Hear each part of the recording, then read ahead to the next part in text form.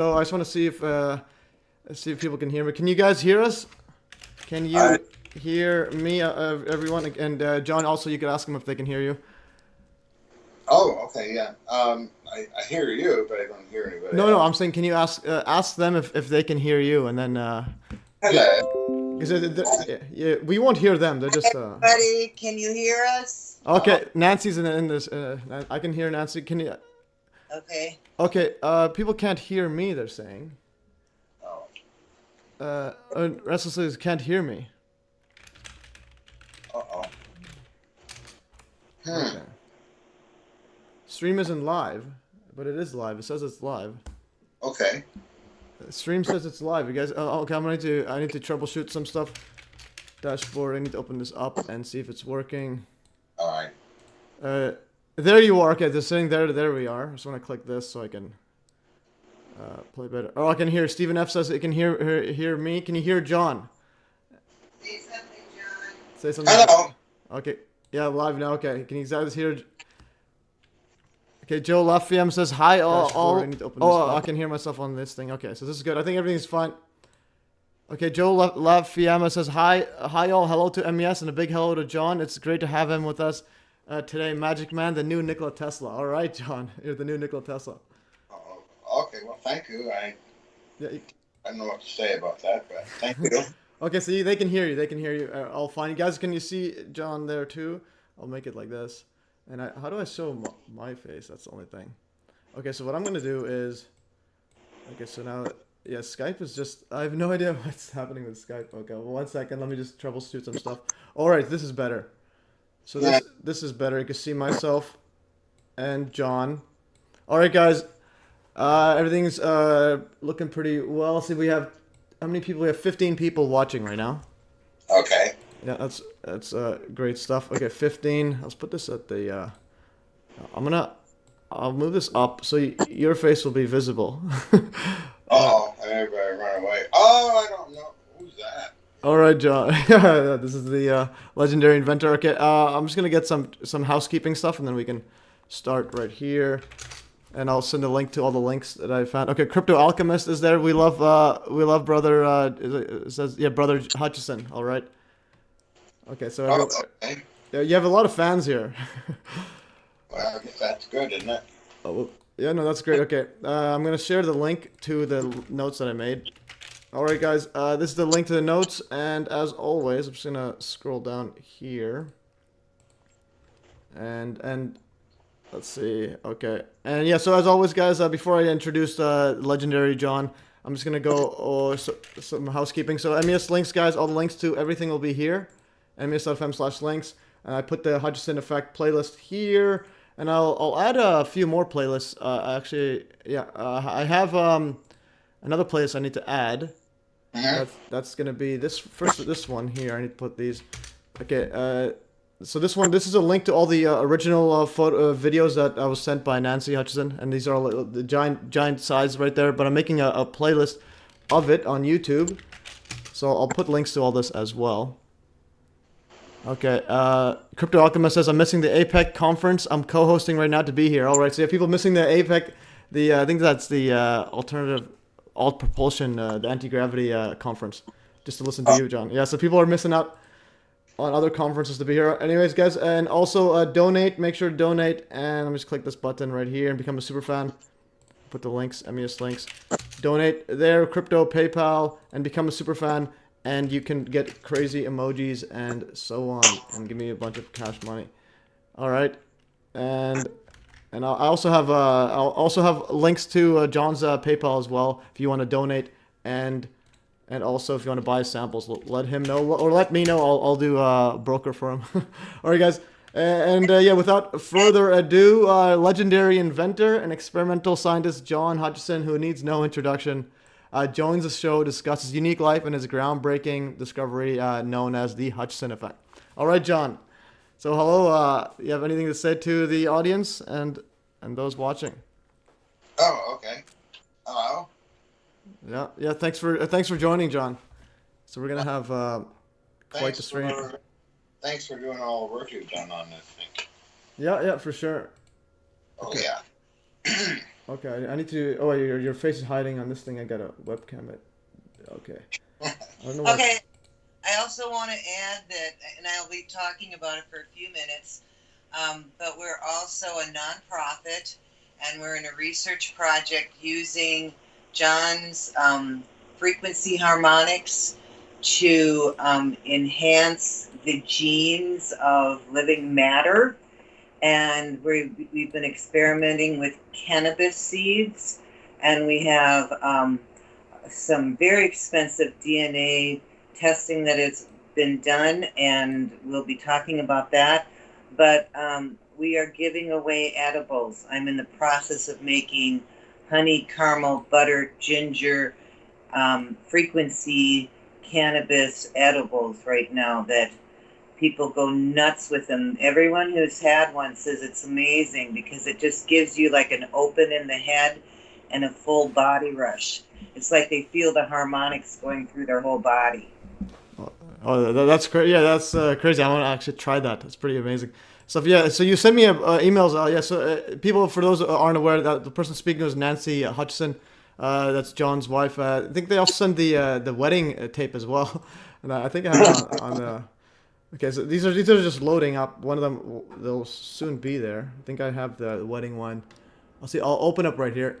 I'll show the wedding one on the screen right here just to show you guys here. It's good footage right here.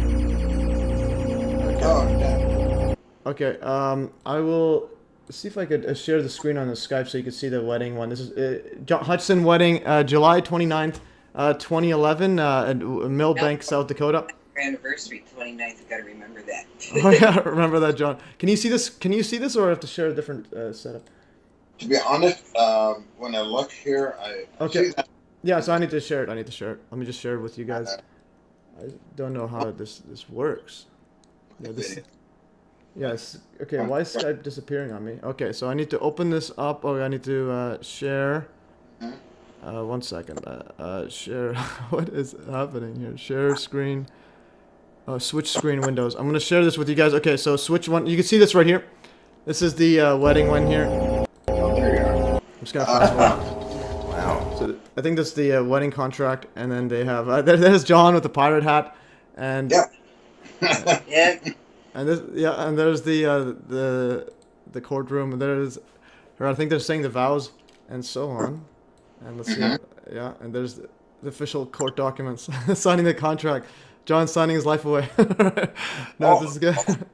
Oh, come on, Major. You All right. stiff upper lip. All right, and you have both the Earth Protector shirts. All right, there's the marriage contract.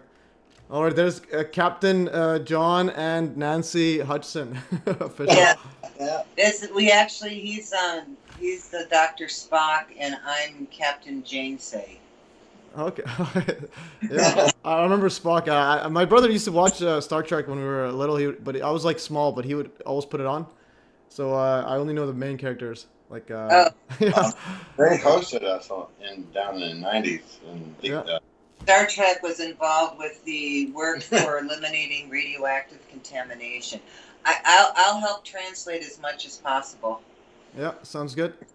Okay, and yeah, so this stuff, yeah, so these footage I'll be putting it on YouTube. Well, they're all actually uploading right now, but it takes a while because the gigs, it's like some of them are 20 gigs long. All right, and then you have a whole bunch of people asking questions.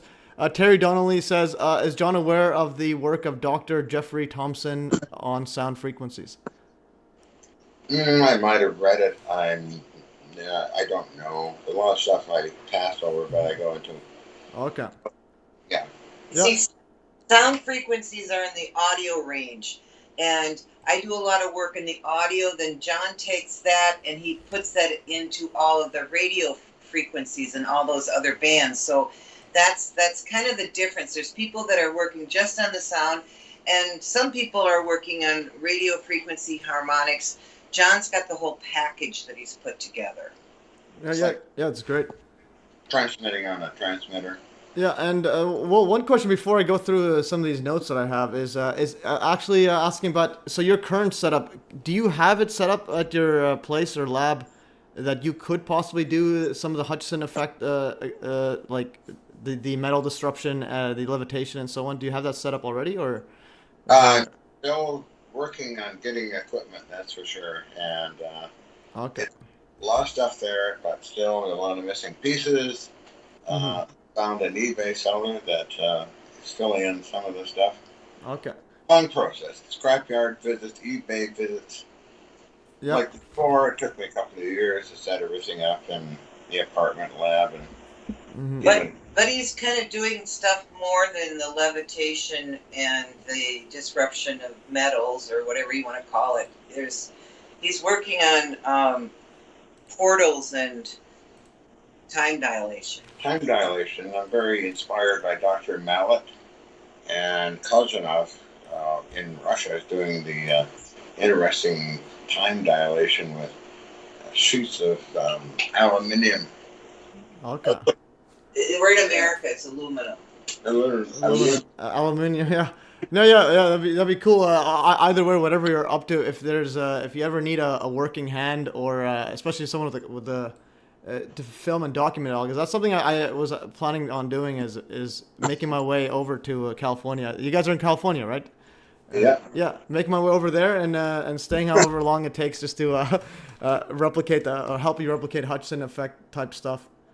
And Most of the high voltage stuff, which is huge capacitors and transformers, but still there's room for more improvements. That's for sure.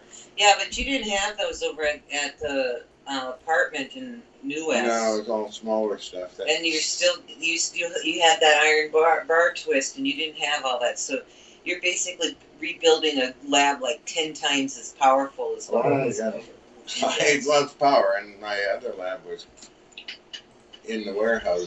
It's pretty big. Yeah. And the transformers weigh several tons each.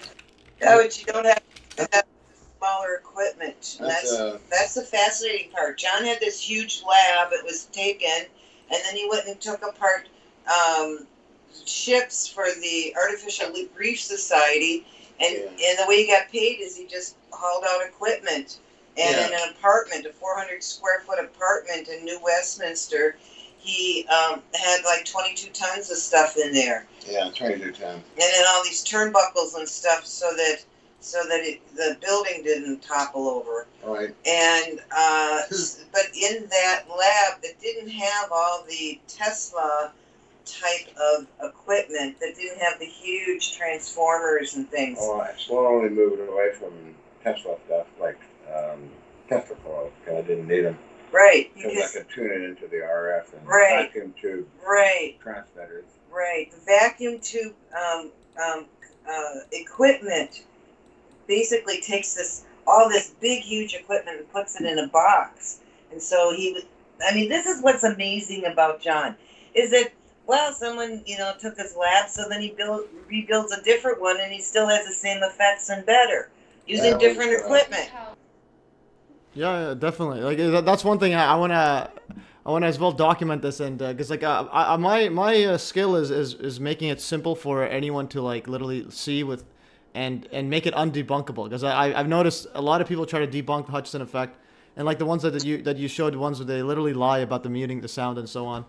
And so I've noticed John doesn't like tackling the debunkers, but that's kind of why I like tackling them. Yeah. Debunkers can actually go and ask us in five different countries what they saw and filmed and wrote up in their books. And let the debunkers debunk. I don't care. See, John doesn't care about what other people think about him. No. He just wants to do his creative exploration of things. He started listening to static on the radio, on a little transistor radio, when he was 5 years old. 5 years old, he figured out there's information in the static. I had a lot of very happy clients when I made them power units, and they would put in 10,000 up to $250,000 for me building them. They're very happy, and we're still in contact, except for the Japanese. We're in contact with the German fellow and others around the world. Here, I'm going to give you mine. Yeah, definitely. And you can see my screen. I have the photo you posted, you sent to me about the one where you're in Japan, the temple. Oh, Kukumakakari Temple. Yeah, we were guests of 40,000. Yeah, And that's another thing that these bunkers don't realize. Like, it's so many countries, so many universities, so many organizations, all like literally validate the Hutchison effect and believe it's real. And literally, you were the guest of honor here in Japan. And what I was wondering, actually, Nancy, if you could see this photo, if you could send a HD version of this. This is a bit. It's like a screenshot of the iPad. Yeah, well, I have blurry. the video too. Yeah. So what I've also done is for here, I'll put links to all this stuff here. So for all those in the chat, so if you go to tinyurl.com/HutchisonFiles1, these will be all of the raw footage right here. You can download them. So I made a separate OneDrive account for like a terabyte worth. So it's like 100 gigs here. You can download them, original footage. And you can also go to this playlist of, well, these are all unlisted. These will be live there if you don't want to download them. And also Hutchison Files 2. I made this a few days ago. Oh, wow. Did you? So this is Hutchison Files 2. And I put all the photos you send me on Skype all on here. Oh, okay. So it's easier to view. So you go to this right here. You can see my screen. I can go, so this is the Japan one. So you can just go see all the stuff you send me. The photos. So this is interesting setup here. And there's your dog. What's your dog's name? His name is EVO. EVO? Yeah. Okay, nice. He's a very smart little fellow. Yeah, all right. And yeah, this is just a whole lot of stuff here. Gryphon Productions, I believe that's the ones that were filming I think you mentioned they might have filmed the iron block experiment. Is this the one it? Not Griffin. Somebody else. The two guys that are filming stuff, but I don't remember because film crews would come almost every week, maybe 3 times a week, maybe wait a month, and another group would come in. So it's on Fox TV several times, and NBC, Discovery Channel, Science Channel, news media stuff. So it's 3 videos, it's fun stuff. Yeah. But it pays well. I mean, I got TV interviews about 1,000 Wow. per day, and for footage is Peter sells footage for $150 per second. So I made $40,000 in Japan. Holy. That's great. Footage. Yeah, that's great. And I just realized Crypto Alchemist says EVO, exotic vacuum objects. That's what you called your dog, EVO? Yeah, after a very close friend of mine, Ken Shoulders. Oh, yeah. I've seen your interview with him, Ken Shoulders, on Bob Greener's YouTube. Yeah. No, this is a reincarnation of Ken Shoulders. Yeah. Yeah. And this is your gun. So here's a photo you sent. So I think you had a gun collection and you had some sort of trouble with the old Trudeau, the Trudeau's father. Is that? That was 1978, but we won our cases and they had to rewrite the law books and they returned everything. It was machine guns and guns. Yeah. And I think, yeah, and they banned the sales of pistols right now in Canada, I think. Trudeau just banned it after a shooting in America, alleged shooting. That was crazy. I don't know. I mean, yeah. No, this is great. So here's all the documents you sent here, and now so in the I made a article with a bunch of links/notes just so we can keep somewhat in track and order. I think one of the first ones on your, I think see if I have notes original. It was on your website that you mentioned that the first time you noticed the Hutchison effect. Can you explain the first experiment? I think it was one thing that you thought it was teleporting, or there's a steel bar. But anyways, you can explain it better than me. When was the first time you discovered the Hutchison effect? I think about late 1979, and what I discovered was weird effects with electricity, where static electricity produced flower effect type sparking, and metals would start to go funny, and that kind of thing. And then I was with a friend, Billy Ross, and one day we're walking down Davis Street in Vancouver and came across the Aquarian University Institute, and that's where I met Mel Winfield. And I mentioned it to him, after his lecture there. Then he got a little excited, and he started coming over to my parents' house. We were looking after my parents' house, and talking with me. He brought some other people, like I think it's Andrei Puharich and others, and that led into him actually presenting at the first International Energy Symposium in Toronto, the what he filmed, and to George Hathaway and Alex Pizarro. But then it took Alex Pizarro, who I met later on after Mel went through. It's a long story, but anyway, I met George and Alex, and they wrote off Mel Winfield in that symposium because I didn't let Alex Pizarro know or George Hathaway know that this lab I had at 1458 East 29th Street was mine. Because Mel Winfield was the one who was saying it was his. Trying to promote it. And so that's led to, and the good thing is it led to meeting Alex Pizarro and George Hathaway. Oh yeah, no, that's great. Alex Pizarro is the one with the thumbprint on your metal sample you met. Yeah. And yeah, so here's the link that I was looking for. This one on your website, HutchisonEffect.com. You said the very first footage of Hutchison Effect, the sample wobbling in and out of existence. This one right here. Can you see that wedge block? Yeah, that's not his website. No, really. that's not his website. Oh, so who made this one? This website? Okay, it was Adrian Elliott Stone, a known criminal, by the way. Okay. And he's on Ripoff Report, rewards for his work. But it's a long story going into very nasty stuff. Okay, but is this accurate or no? Is this the first footage that you had? Kind of accurate. Okay, yeah, because this is the one that you sent me on Skype where it was teleporting. Where when you looked at the original footage, there was that metal block just seemingly teleport in front. That was that's on Super 8mm film. It was a camera that George Hathaway lent me to film stuff. So I used that, and then the Canadian government people noticed that there's a partial invisibility of one of the samples in their observations of it. Yeah. And that was. I'm gonna try to open it up right now. I sent you a photo of it. See if I could. How do I see the chat in this? Okay. I'll see if I could find it right here. Okay, so now Skype is just another level. Okay, there's a chat. I remember I sent you the photos of. See if I could find that. That was a great footage of it. The one where it's teleporting in existence there. See if I could teleport. How do I search on Skype? Okay, Skype is. Yeah, using like 10 different. I'll look for it on. I'll look for it next time. Okay, I think this was it. Okay, you sent a video here. This is the one. So this, if I could find the original video right here. So okay, this is a spooky one. This is the video. Okay, I found it. All right, so that's. What goes up must come down. Okay, let me just make this smaller now. Exit this chat. Okay. Yeah, so you could see this one here. I think it was.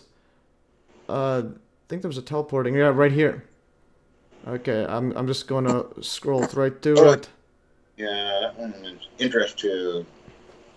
I think I can see it. Okay, I'm just scrolling to it. Okay, there it is. It's this one right here. Oh, that was the interest to Canadian government people. Yes, that was. Yeah. They referred to it as partially invisible. Yeah, the edges is saying, but then they had. So he says we're gonna slow this down to 20% of the original speed. Pay close attention to the moment each sample begins to lift off the plywood. Then we are going to slow down the clip to about 10% original speed so you can see more clearly as the sample seems to vanish.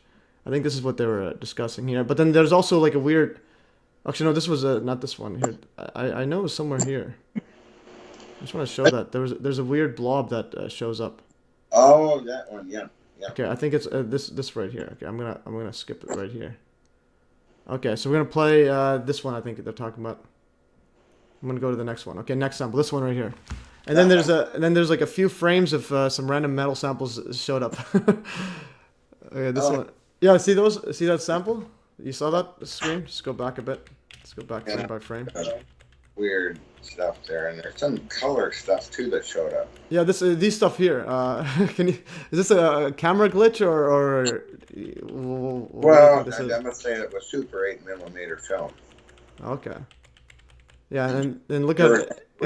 Original. Yeah, because the weird thing, it looks just so HD of it, and then it just teleports away. But anyways, so you never know this weird technology. What shows up? Yeah, that's crazy. Yeah, so another thing, yeah. So one day I need to visit and and then film an actual Hutchison Effect, because that's my like life goal, is to see one of those. Okay, so that's that, and let's see what else we had in the setup right here. Okay. Yeah. This was this footage right here. One of the persons that bought a bunch of your samples, he had that wood in the aluminum. Those are, yeah. Yeah, one of my best customers. Yeah. Those are your best, one of the best ones. He has a great YouTube channel. He has like infinite Hutchison samples right there. I'm just gonna open up Telegram to see it. Other guy, Scotland. Yeah, and yeah. So yeah, speaking about that, I guess we have wood merging into metal and so on. The question is, what was your favorite experiment, or the craziest one that you've experienced, What, metal? or any kind of a Hutchison Effect type experiment that? How about the Gulf of Mexico I with don't all that know. strange stuff Really? came out of the water? I have no use for the samples, and I'm concerned that those kind of effects would start wrecking tools and antique guns, you know. I was always worried No, about that. he's done so much more that is you know, we're talking about stuff that's so much in the past. When we were in the Gulf of Mexico, there was like I would say, what is that over there? And he said, oh, it's not a big deal. I mean, it was like all these different forms happening in the water, standing waves and things. And there was one time he picked up the camera. Now, John with the camera jerks all over the place. Yeah, I know. So I had to slow it down. But he saw something on the shore of this tidal creek that we were working on. And it was like this, something out of a different dimension coming out of the water. Oh, that whole event. Yeah. Okay, so Oh, Yeah, and speaking about the Gulf of Mexico, so you sent a video. This was on that you. I'm showing it right now on January 16, 2011. John Hutchison was using his technology to clean petroleum, BP oil polluted waters on the Gulf of Mexico, and it was a pretty interesting formation there. I'm gonna play some of this. Let's see. Okay, I'm gonna just mute it and see. The sun is reflecting, and then you had some. Okay, this is you. So you were. So I just wanted to ask, how were you setting this up exactly? So you're using your frequencies. How did you exactly? This oil. okay, there are audio tones that I went out to see John in New West, and this is right after BP blew up and all that stuff was going on. We had people from the Gulf of Mexico send us polluted water, and we tested it there in the lab. It wasn't working until we used these solfeggio tones that I had been experimenting with in putting them into John's crystal power cells.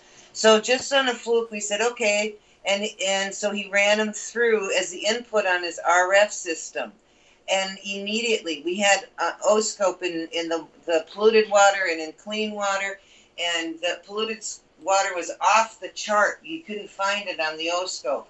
As soon as the audio tones went into the RF, immediately the reading on the O-scope was like it was normal water. And so, of course, we had to do more experiments and get that validated. When it was validated, we went down the Gulf of Mexico to work on it. So it's a matter of taking the information from the audio tones and putting them in across all the bands on the RF, which is the magic that John does. And every place we went, we tested before and after. Every place we went, the water was clean. The dolphins came back in. The dolphins followed us around. These big egret thing came to. We started the equipment up. We had a back end of this cargo trailer, and birds would just come in. A big egret just stood there in front of the equipment and raised its wings, and then I videotaped it. And you can see the frequencies that it was absorbing in its wings. Well, yeah, that's sounds all amazing stuff there. And yeah, speaking about the frequencies and so on. So this is that video that if you could see the screen, I can see these weird formations. If you can elaborate more on this, because it's just hard to get some perspective on this. So this is the BP oil one. I can see the frequencies on here, and then there's the later footage. Or you have these weird formations. Do you remember this, John or Nancy? Yeah, that was the day. Yeah. That was the day after we had a speaker that was in like a 5-gallon water bottle. You know, you get it at a cooler, and we had it in hanging off the dock, and it had gotten water in it. So at night I was dragging it out, and I don't know where the video is on that, but I dumped the water out, and the tide was going out, and you could just see this frequency water, whatever, going out on the creek. The next morning, in comes what we call the goose line. I mean, it was like it called to them to come. And this massive, icky, gooey stuff comes in. That was when we had the guy from the Navy, the colonel from the Navy was there. And other different people were videotaping. And you can see the sheen on the water that's caused by the oil. And then what you're seeing there, what was shown before, was how you can see the standing wave that's being created by the frequencies. And then this goo stuff went out back, this is the tides coming in. And so as the frequencies hit it, it's being broken apart, and it's like trying to get out of there. And as soon as it was only like an hour or so of the event, and the birds came in and the minnows came in. It was just amazing. I mean, the local people were like, "What is going on?" I mean, it was just like this massive amount of life that came into the creek that had been dead. And the last night that we were there, we spent a couple months there. You know, someone said, "Hey, something's happening at the creek. You got to come down there." And I grabbed the camera, and it was like bubbling. I was like, "What is going on?" There were more fish in the creek than there was water. Holy, that's this all sounds amazing stuff, and especially about the oil and contamination stuff. Like I mentioned before, briefly when you guys were on it.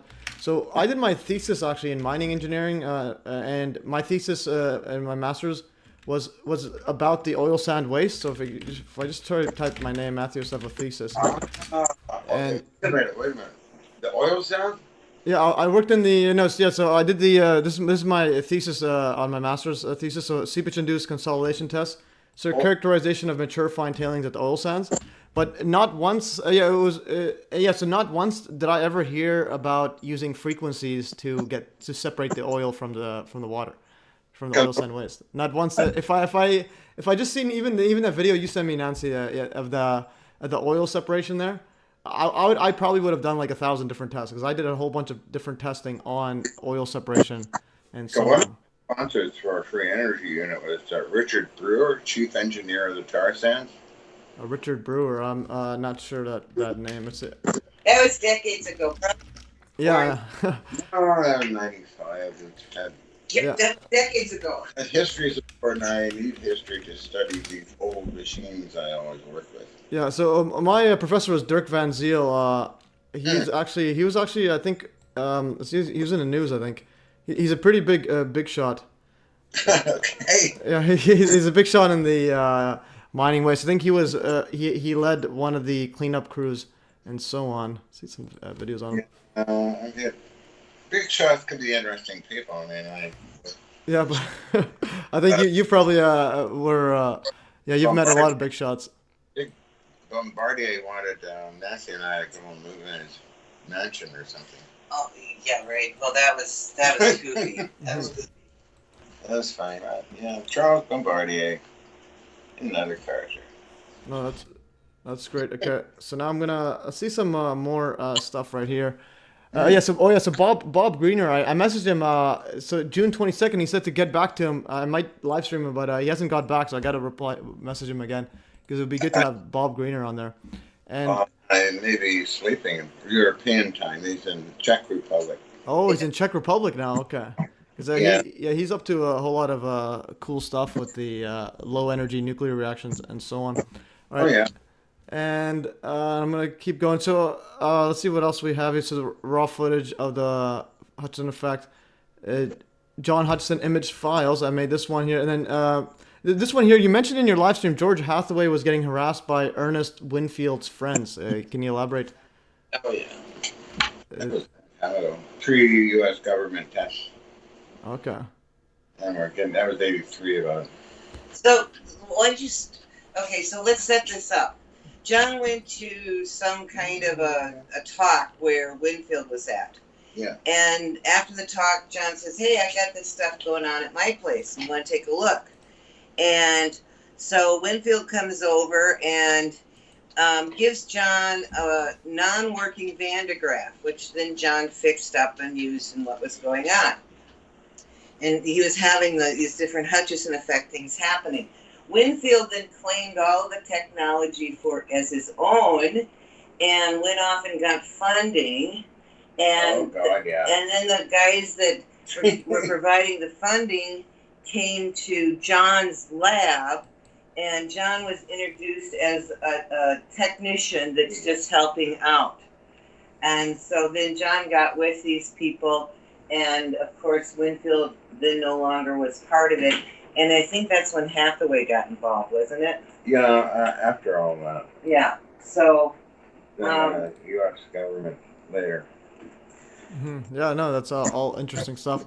I actually tried to message John Hathaway to get on the stream as well, but he hasn't replied to me.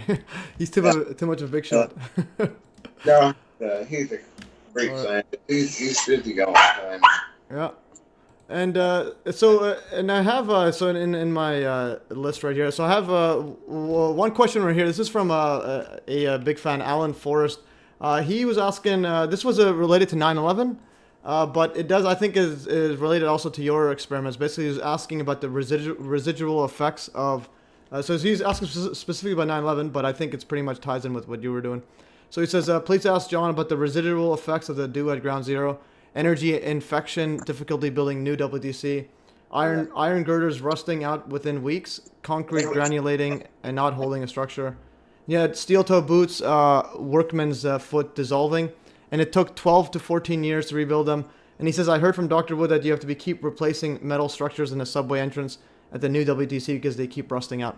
So this is a 9/11 one, but relating to Hutchison Effect, if you had similar. Oh, relationship. Okay, so no, yeah, so like I even told him right there. I said, yeah, I'll ask him that, but know that John tried this himself in 9/11, so I'll ask if there's anything occurring to your samples. So yes, I don't want to bring that up, but in regards to your samples, It's a gravity collapse. Okay.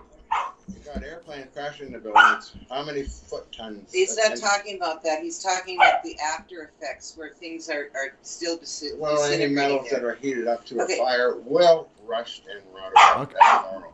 Yeah. So yeah. Anyways, I'll not ask a 9/11 stuff, but relating to your samples, do you have any? Let's say you do a Hutchison Effect. Does that same sample keep having an effect like days later or months or even years? Germany investigated that. It's a bit hard to hear you. Can you get closer to the mic, or is there volume? Is it a bit hard to hear?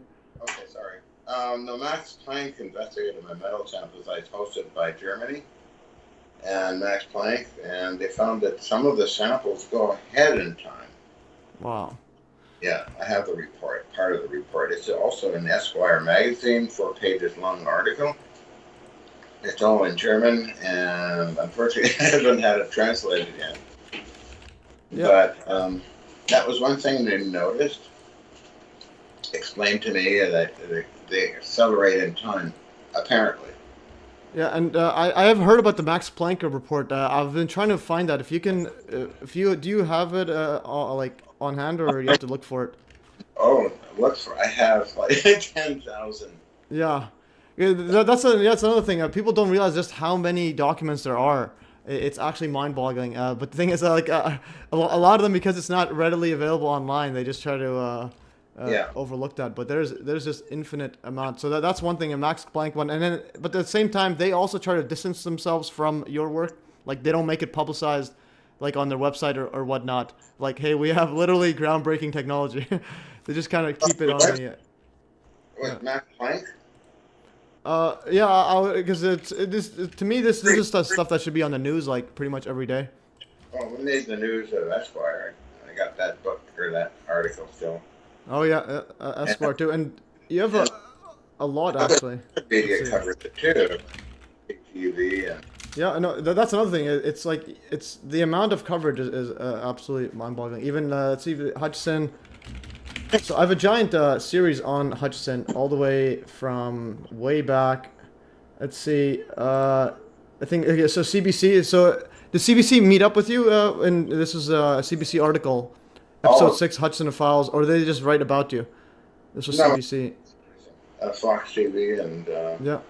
mostly U.S. news people, and then in Japan it was main media. Wow. And then even the Guardian also wrote about you in 2004. So breaking the laws. So the Guardian also wrote about you. So Oh yeah, Japan was like incredible. no, that's I yeah. went there. I was invited there twice. One was Yin, our lady at the time. The second was with Dr. Brian O'Leary, and like, what on earth is going on here? So it was kind of wow. Yeah. No, that's great. And then so someone's asking here. Andy is asking, what's John's take on consciousness? Yeah. So what's your take on consciousness?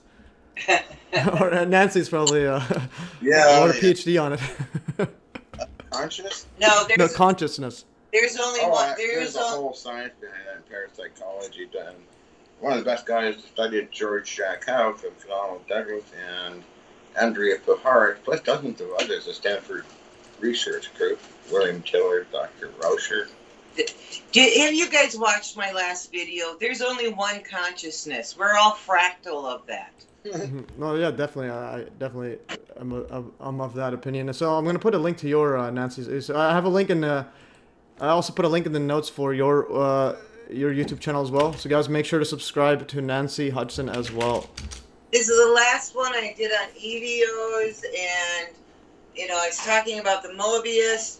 You get cavitation on when you have motion that is on a curve, and when you have motion on a curve that's a Mobius, that motion is creating a 3D. Look at EVOs on. Yeah, 3D electromagnetic field, and it cavitates. And those cavitation points on a Mobius, you look at it at the yin yang symbol. There it is, boys. So it's pretty simple stuff, right? And because the Mobius is a little bit different in size from one side to the other, you're going to get the harmonics. So when you have the harmonics that are running on a curve, you end up with the cavitation that is the way that matter is created. Matter is created by thought, word, act, which is consciousness. The Holy Trinity, whatever the hell you want to call it. And it came from potential, and action cannot exist as a potential. So it comes and it moves, and it's the thought, it's the word, it's the communication, it's the whole God spoke things into existence. The thing is that we're in a fucked up fractal right now that's based upon decisions of good and evil that's arbitrary. And so we got all this death shit happening. So let's get back to harmonics. And if there's anybody in this damn planet that knows about harmonics, it's John Hutchison. Yeah, no, that's great. And so right now, while you're telling us about the secrets of consciousness and life, so Evo is John's assistant is on the iPad. That's right. Oh, he does the iPad really good. Yeah, that's his assistant, guys. If you ever need to buy samples, message Evo. EVO, I mean, yeah. the foreman in the lab building. Yeah, and so that's life. But as you know, it's someone you just sub to your Nancy, just sub to your YouTube channel. And Andy says, "OMG, Nancy is bang on." All right, so you are correct. All right. Okay, and Max Planck said, "There's no matter without consciousness. Consciousness is a prerequisite for any matter." Yeah, no, yeah, definitely. And, because consciousness is motion. Because all motion is consciousness. Because consciousness is thought. Because all motion is thought. Okay? Yeah. And motion is what creates the matter. No, definitely. So without the motion, without the consciousness, there is no matter. It's really simple stuff. Talk to me like I'm a 4-year-old and real fine. No, definitely. And speaking of Max Planck, what's interesting about him is so he had pretty much was the pioneer for quantum mechanics. But if you ever seen Fractal Woman on YouTube, on YouTube, her channel, she has some great work basically illustrating that if Planck's Planck's interpretation of the quantum was actually was a bit miscalculated. Yeah. The units actually don't balance out if you look at the equations they're doing. Mm-hmm. Basically, instead of because their view is that every electromagnetic frequency, for example, let's say you have infrared, visible light, etc. They view every single one made of like separate quanta.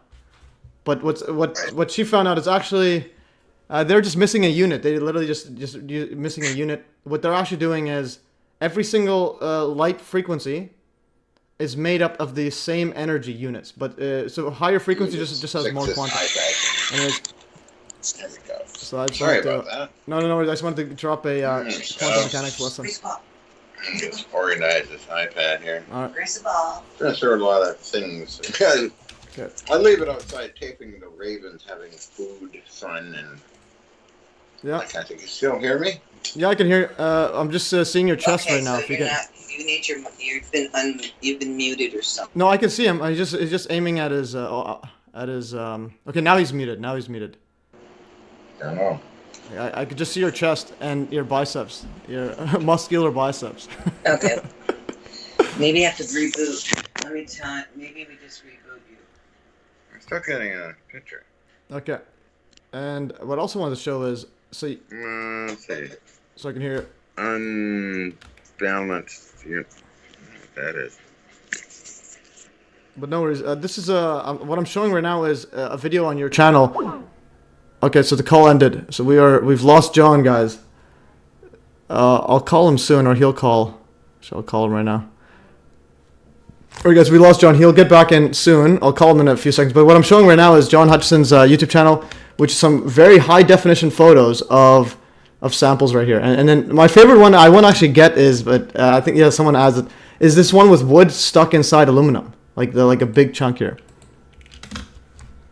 Okay, Kelsey Johnson says, let the legend answer in full, calm your comedy. Yeah, for sure. Okay, thank you for the feedback. Yeah, if I'm doing whatever, just let me know in the chat and I'll correct myself because I am trying to manage a bunch of things at once. Anyways, we're gonna try a video call again.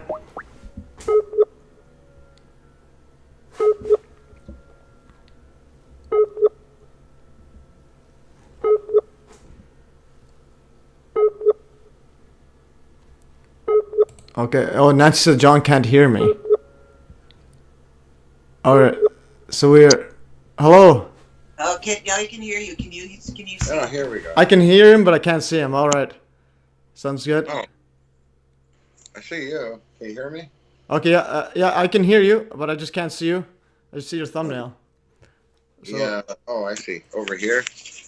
Yeah. Okay. Oh, I see. Yeah. Okay. You got it. Do you have the video back? All right. Matthew, do you have video back? I don't have the video of you there, but I'm gonna. I can just hear you guys. Can't see you guys. Oh, okay. Oh, shoot! You hear the dog too. Okay. Okay. All right. Let's see. Video. Or whatever. Let's see. Let me take a look here. Okay. Camera. All right. Yeah. No, oh, here we go. Camera. I don't know. Where's the ball? Where'd you put it? Something showed up. I'm not sure. Okay, I'm gonna just share my screen. All right. And window. Camera. Let's see this with sound.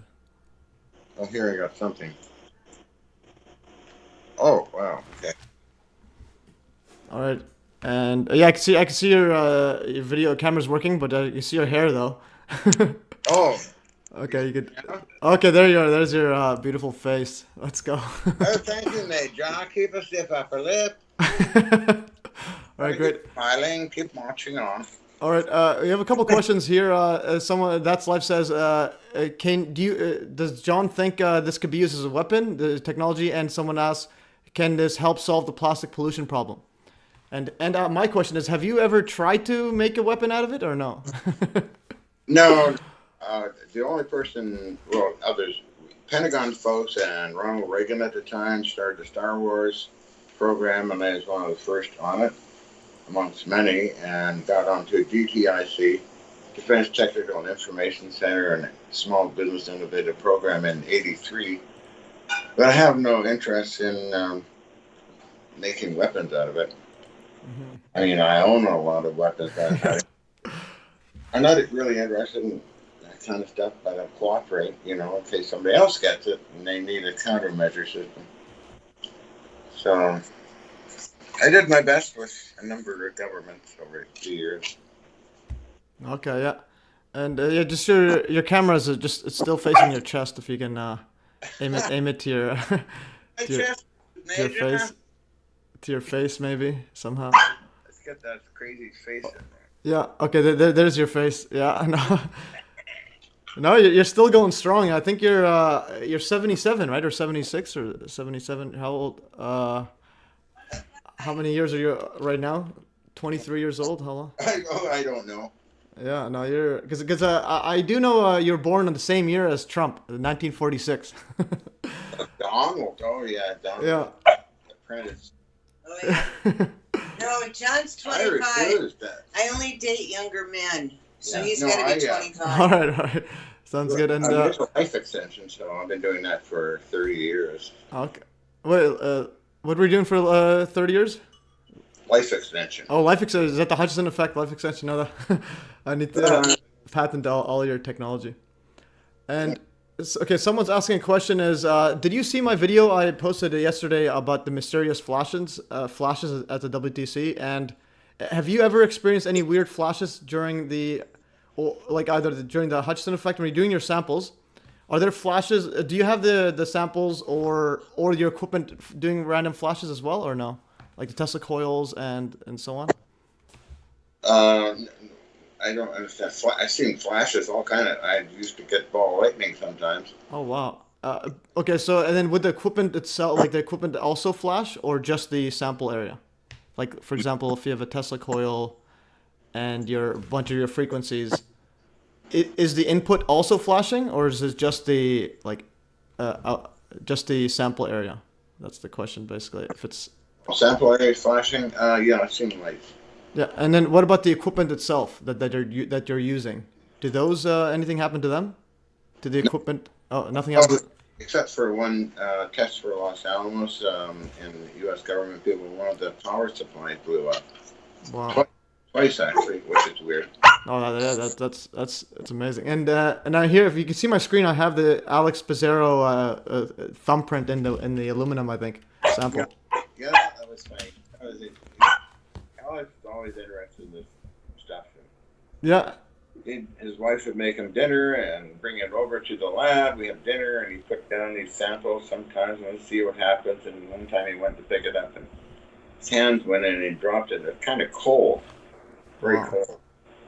And all these things were basically, I used milk crates for them to show them off because you can stack them different heights. And in the McDonnell Douglas video, we discovered something later on quite interesting, is that the milk crates themselves are moving around like they're weightless. You got to take all the 8 hours and put it together and make it about a minute long. Mm-hmm. I did that some years ago, and then I sent it to Colonel Alexander, who looked at it and said, "Wow,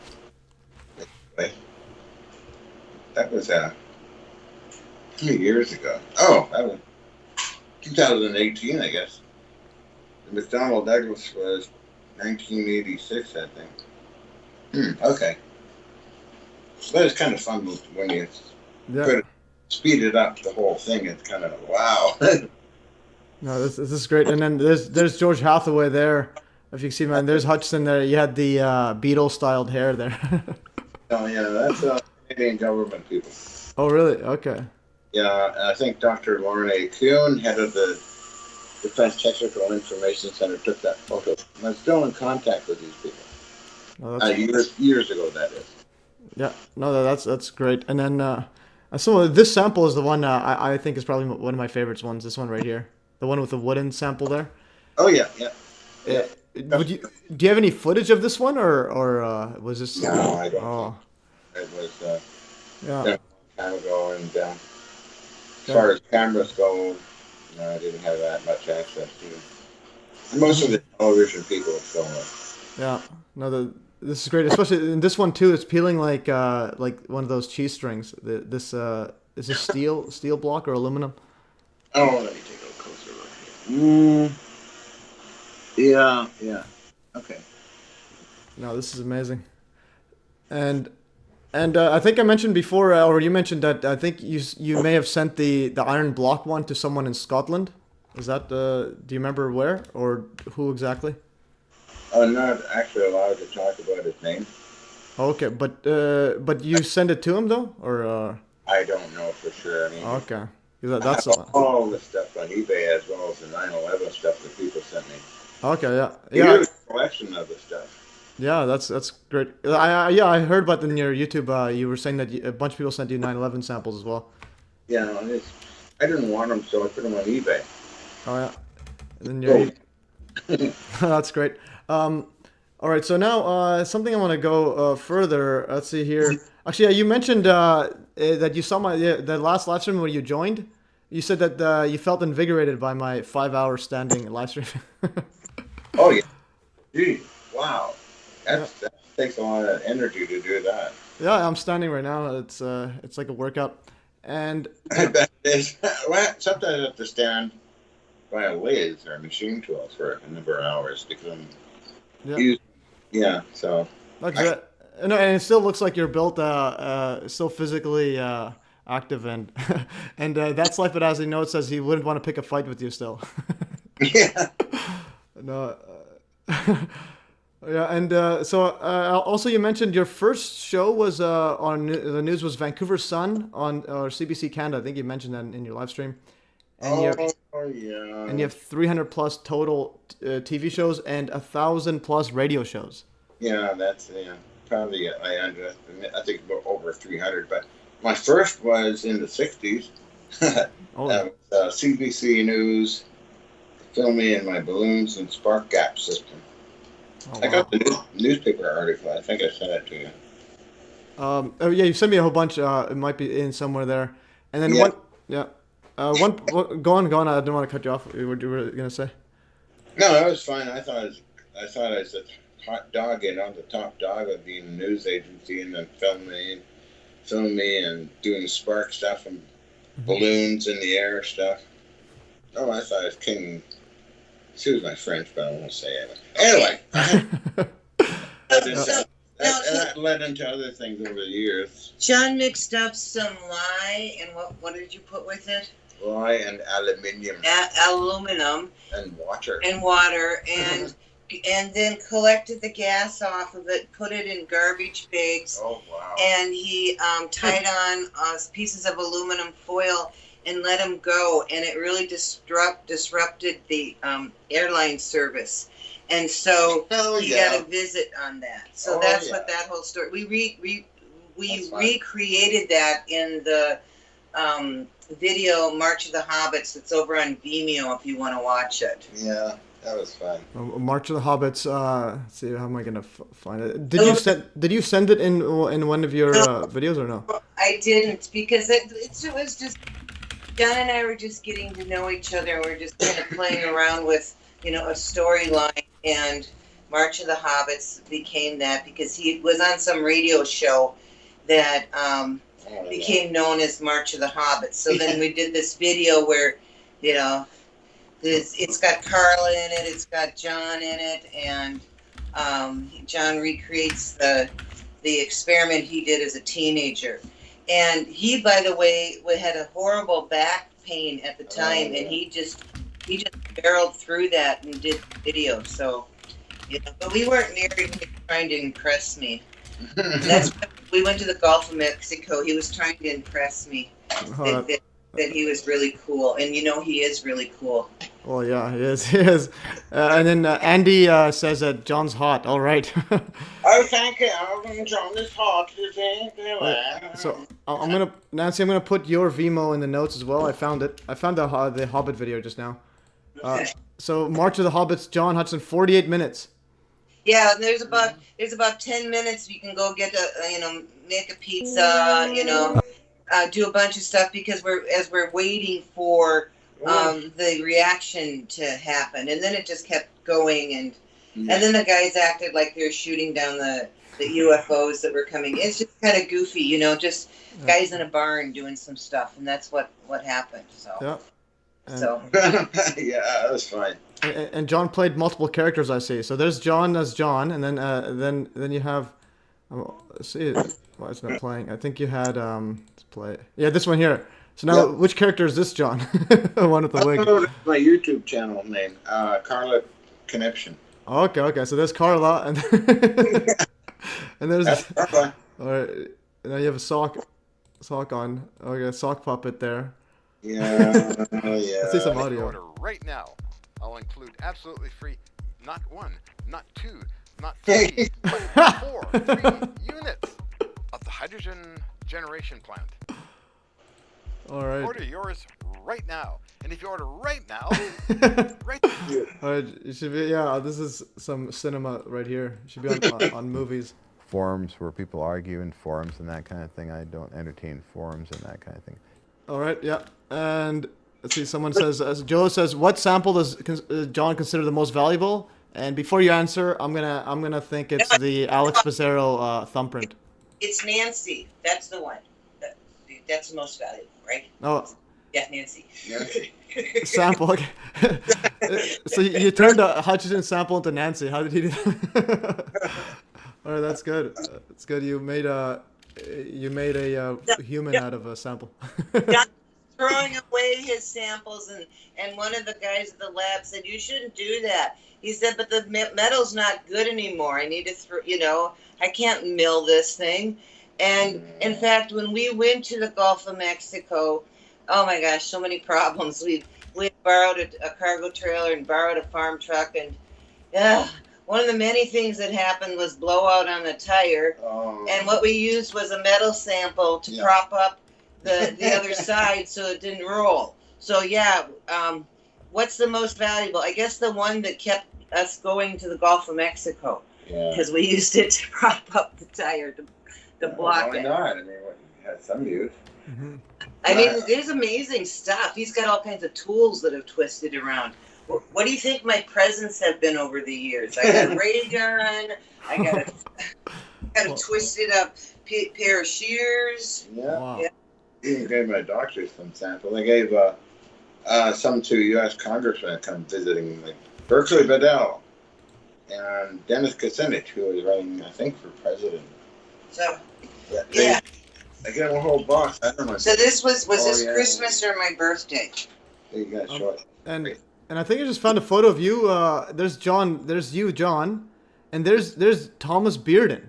Yep, that was a conference in 1994, and I was filming Dumber and Dumber, and that's Jim Carrey right there. Yeah, there's. Oh my goodness, this is an amazing photo. This is one of. If you could send me the HD version of this, That's where I met Kirk Thatcher of Star Trek 4 there. I stayed at home for a couple of weeks, actually, and then hosting this was Dennis Weaver, who awarded me an award for my presentation on a free energy machine. Wow. That's amazing. So the question I have is, I didn't hear it properly, but how is this connected to Dumb and Dumber somehow? No, they were at the same time we had the conference. They're filming.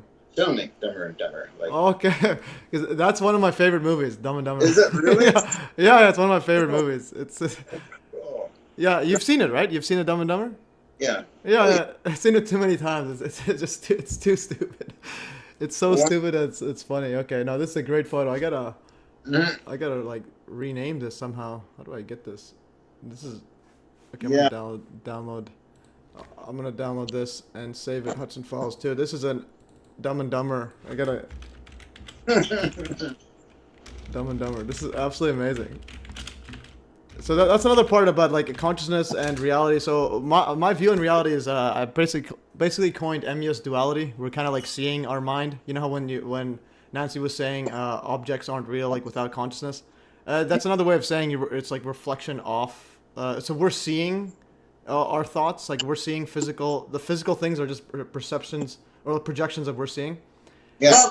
Close. The physical things are the resultant of a chosen thought.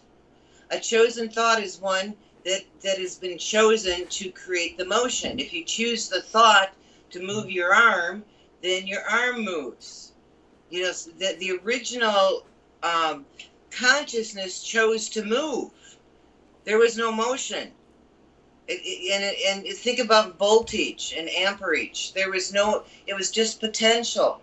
And motion can't exist as potential. So, and I feel it was a Mobius because all of the different symbols. And in a Mobius, it comes back around, it touches itself, and what does it say? I am. Okay? That's the name of God. I am. If you know anything about religion. And so I am. I exist. I am. I am motion. I am thought. And the thought, word, act. The word is the actual vocalization of a sound, of the motion. Yeah, all definitely. of our speech is music. Every syllable, every letter is a form of music.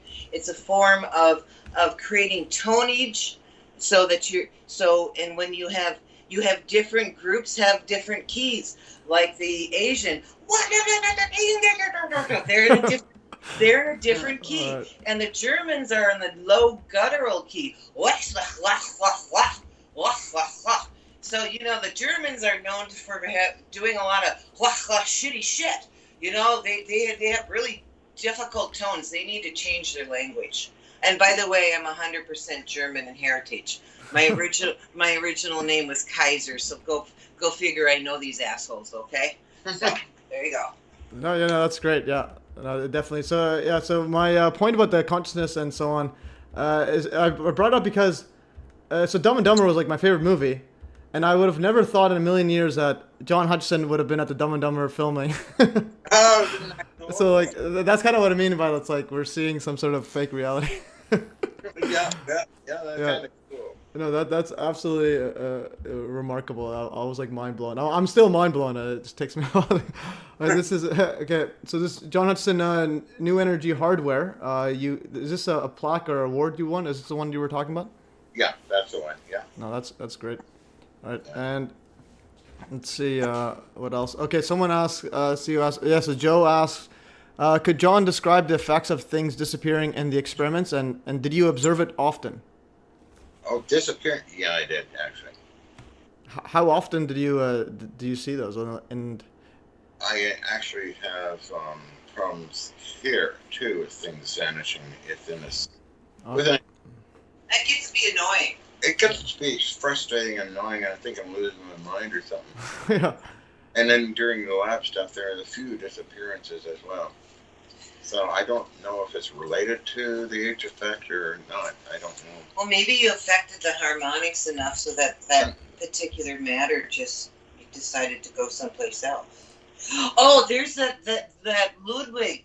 Did you get the Dr. Ludwig video where and he did high def, and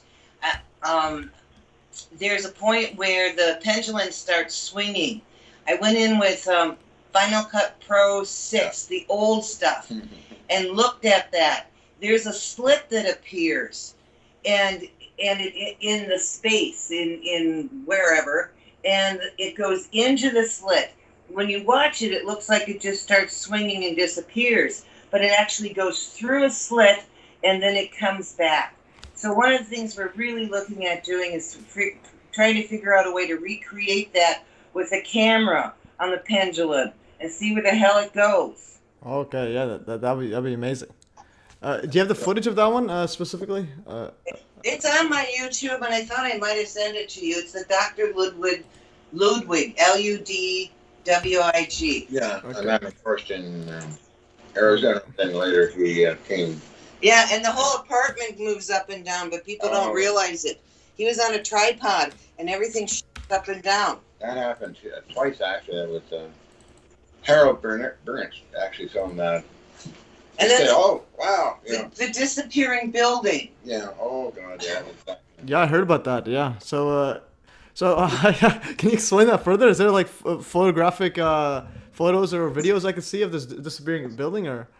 About 13th and Kingsway, no, there wasn't much footage done there. No, they were inside the building working. When Alec comes visit, he'll talk about it. All right, We're still in contact by email. The insurance guy went out. Sheriff Shesky. The insurance guy went out to look at the building, and it wasn't there. It was an empty lot. Yeah. At the same time that was going on, John was in the building and doing experiments. Yep. No, that's great. And actually, I just want to make a housekeeping thing. If you could point the camera to your face again, John, all we see is your massive bicep. The other, we're seeing your left arm. Okay, a bit higher. Yeah. Is that better? You need to go even more. Oh yeah, no, that's great. That's great. Okay, so now we can see your face now. Now you're less intimidating than just a bicep. There. Oh, that's great. And now I forgot to upload one video. I'm gonna do it right now. This was the conspiracy theory with Jesse Ventura, Death Ray, that you were on. Oh, he was fun to work with. Yeah, Jesse. Yeah, and you guys live near him, I heard. Who? What? Where? You live near Jesse Ventura? Does he live near you guys? I heard. No, he has a place that's south of us, about 40 minutes, but I don't know if he's there. We haven't really talked to him since that filming. He didn't want to come back to the lab, and so we've kind of put up, people, tell Jesse we want to talk to him because Jesse's into cannabis now, and he's got a hemp farm in Minnesota. I don't know if he's got a cannabis, one that has higher THC here in the Emerald Triangle. So, and also Woody Harrelson's been around town. Yeah, Woody. So, yeah, and Woody and Jesse and Trump all got together for dinner in 2017. I want to get Trump in a room. I want to hotbox him, have eat these edibles, and chill. Okay. And figure out how to do things with harmonics instead of force. Yeah. Well, speaking with that Trump, my next week's live stream, I currently tentatively have it. It's gonna be about Trump. Mm-hmm. Except, so I have a theory that there's gonna be a fake assassination of Trump. Trump should just disappear into another country. Well, that's the thing. So my view is politics is scripted, but so I think there's gonna be a script where there's gonna be an assassination of Trump. Yeah. And then, but then he's gonna survive. Oh. You never know with him. He wanted for me to be on his TV show, The Apprentice, but I didn't go. Oh wow, yeah. You sent me an email there, but I think it just said like it was sent to it, but I didn't see the content of it. So that'd be great. You were actually sent by Trump to be on The Apprentice. Yeah, I got all his papers and letters from him. Holy, this is amazing stuff. I paid for the plane fare, but I didn't go. Yeah, interesting. He actually so my cousin she actually tweeted at Trump to saying if he's like this 10 years ago if he has a job opening at the hotel, and then he replied to her, says message my assistant. But she did it as a joke, and then he actually responded. That's kind of cool. Yeah, that would been pretty cool. All right. Well, everybody's plant food, right? Trump, Biden, that guy in North Korea. I want him a hot box too. Yeah. But everybody is plant food because we've chosen this system, and we're not dealing with our decisions based upon harmonics. So we're killing everybody. That seems to be what humans love doing best, is killing all the time. And just stupid. Yeah, we can change this if we can. That guy they call Jesus, that's not his real name, but he did talk about being the Word, which was the original motion, that is the original consciousness. He was the Word that became flesh. And they all talked to him about all these different laws and rules and what's the best one, and what's the best sample that John Hutchison did. It doesn't fucking matter. What the Jesus dude said, be good to each other. Don't fuck with someone if you don't want to be fucked with. And he's telling us to act in harmonics. And do you know this group of people that he left them, and they basically, they took over Antioch, and they were doing crazy stuff. They were transmutating metal better than John Hutchison. They were doing all kinds of stuff. And then we got stuck into religion with Constantine. So, if we want to sit here and be stupid and just wait for these bodies to turn into plant food and everything kind of falls apart, you go and do that. I like John Hutchison and his harmonics. They're really cool. No, epic stuff there. Yeah, and yeah, so let's see what else I have here. What I wanted to go over here, let's just get to my notes because there's a whole bunch there. The video I was showing was the Rob Simone. Oh, right. Yeah, I think you were behind the scenes, and then the other one was, if you can speak a bit about Rob Simone and also Dominique Radwanski, which died prematurely or died shortly. A very close friend of mine is Paul Stabakowski, the producer of this show, and his lady Dominique did. I don't want to go into details on it, but it's very nasty. She passed away. And Paul always wanted to try and get his show to air on Discovery Channel. The one you're just showing a behind the scenes kind of thing. Oh yeah, the Somewhere Out There. Yeah, it's a beautiful show, and all episodes are very well done, and it should go on Discovery. Yeah, but they wanted to edit it out. They didn't want the they wanted to remove the part where she wants the need for higher consciousness. Yeah, Gene Roddenberry had the same problem with NBC and all that crazy junk. And yeah, so Paul Stakavsky, I actually messaged him. I don't because I found him on Facebook. Yeah. And I actually messaged him to see if he can tell more about Dominique Radwanski. So she was, so she was found I think in some water or whatnot. Her body was found dead in the water. Yeah. It's a very sensitive area for Paul. I understand why. Yeah. No, that's. I just want to, or even if he can discuss more on because that's why I did the tribute video on her. Because when you sent me that video Somewhere Out There, I uploaded it, and then afterwards I was writing the description. So I'm like, this was made by Dominique Radwanski. But initially I actually tried to. I found her online and I emailed her. Saying, can I share your video? But I got no response, and then I realized afterwards that she had passed away. So I messaged her, not realizing she wasn't even there. So then I had to make the tribute video just because there wasn't really a tribute video for her online. So that really hit Paul very hard. I remember talking to him on the phone. Yeah. About that. That's horrible. Yeah, it is, and he still, I think he still posts birthday cakes every year for. Of course, yeah. Well, we have a place set up where you can talk to dead people. So. All right. Okay, how does that work? Well, it's like sensory deprivation. It's kind of the guy that wrote the near-death experience. Stuff. It's you using the mirrors, but we use like a concave mirror and other floor mirrors, and we videotape in infrared. And John's mom responded visually. Yeah. We also have different monitoring equipment set up. Ken Shoulders responded through the equipment that he actually developed, and we proved it, and so we go on to something else, but we have that set up, and you put on a helmet that's made out of Mobius windings, and you hook up to a barium titanate cylinder that acts like as a transceiver, and you see all these star things that happen around you, and the camera doesn't pick up the star stuff. I think something's happening in your optical nerve or in your third eye or something. But so we did a lot of videos on that.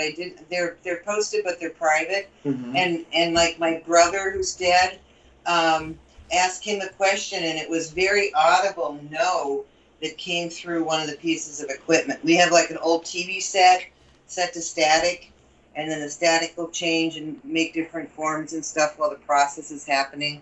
So I'm good. Last time I was in there, I saw two women come through two mirrors, which is intriguing. Oh yeah, that's fun. Oh wow, interesting. Because I have heard Hillary Clinton apparently speaks to the dead as well.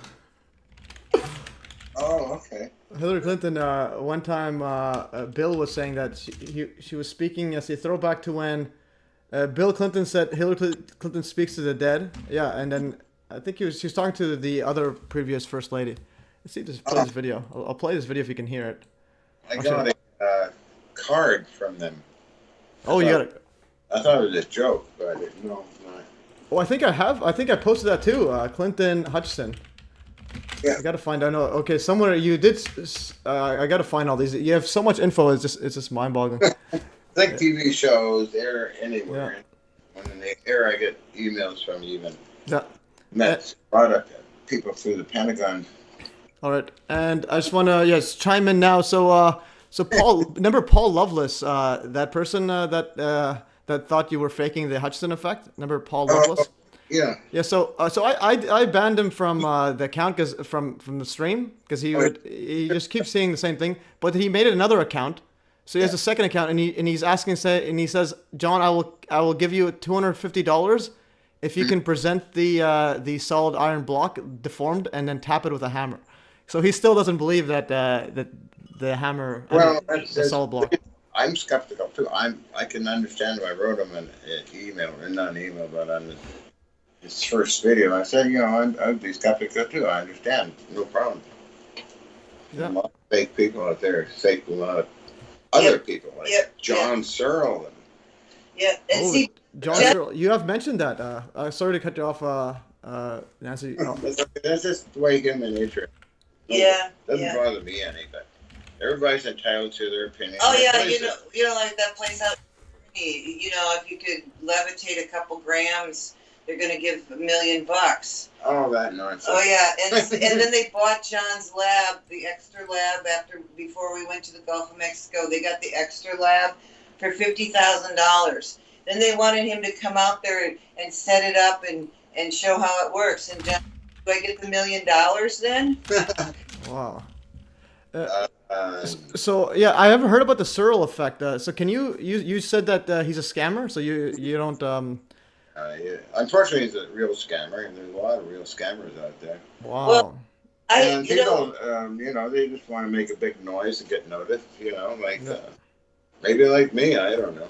But, but see, John's replicated it. He's done it over and over and over again. He's had independent outside people come in their film, evaluate.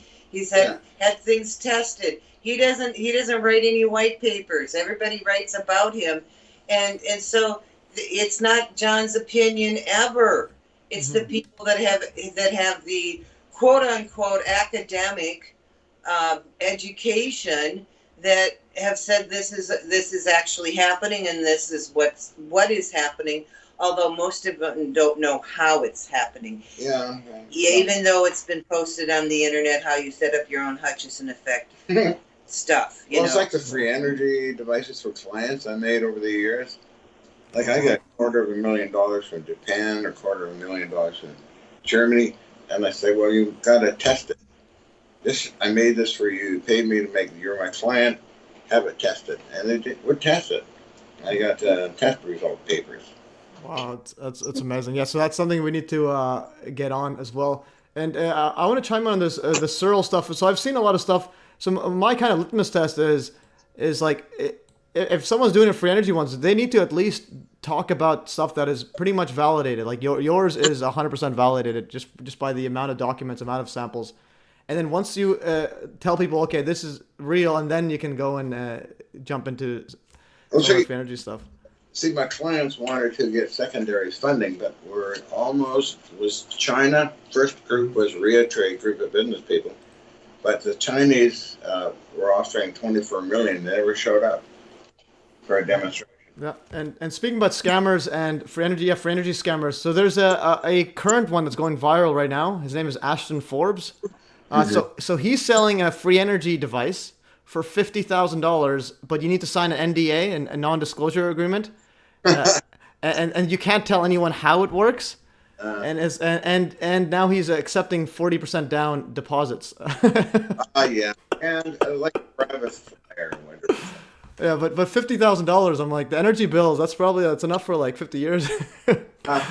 Don't fall for it, folks. Don't fall for it. Yeah.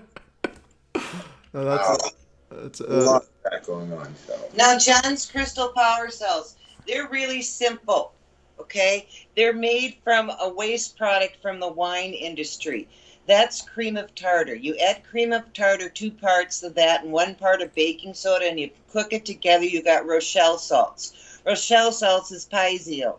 And so that's the crystal basic thing that's in between a electromotive potential metal that's negative and electromotive potential metal that is positive.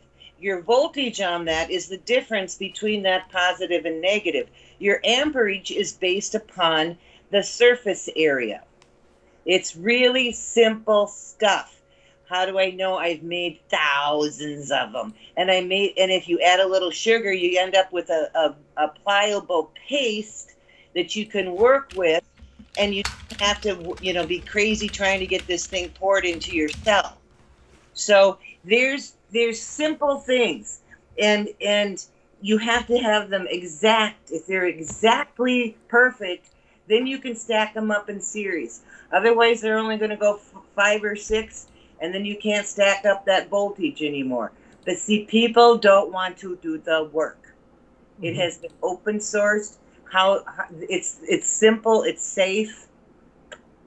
Yeah. So, And I think you sent a video on this. I think well, here's one sample. Here's a rock power cell. This is a different one, I think. Oh yeah, that's the same compound, and I just was messing around with it and took a piece of pumice stone and put a couple screws in it and was getting power off of it. that one, yeah. Yeah, and then we came back from the Gulf of Mexico, and all these power cells were still giving out energy, and so was that one. That was videotaped after we came back from the Gulf of Mexico.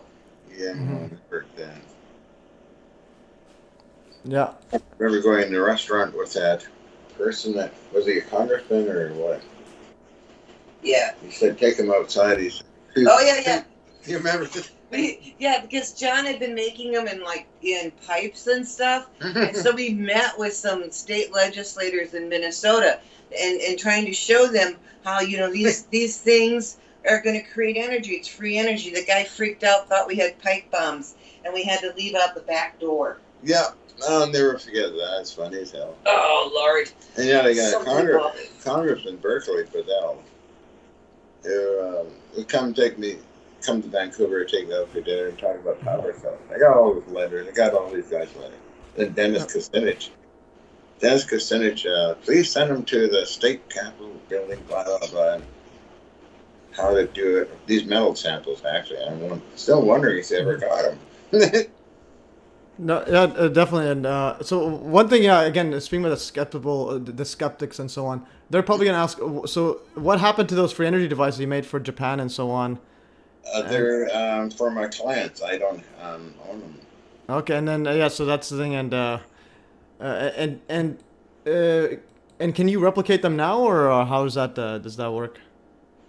I could have put my mind to it, but Okay, so that's. I'm not that interested in really, but even trying to get re-interested in the Hutchison Effect again. But I'm trying to promise certain people.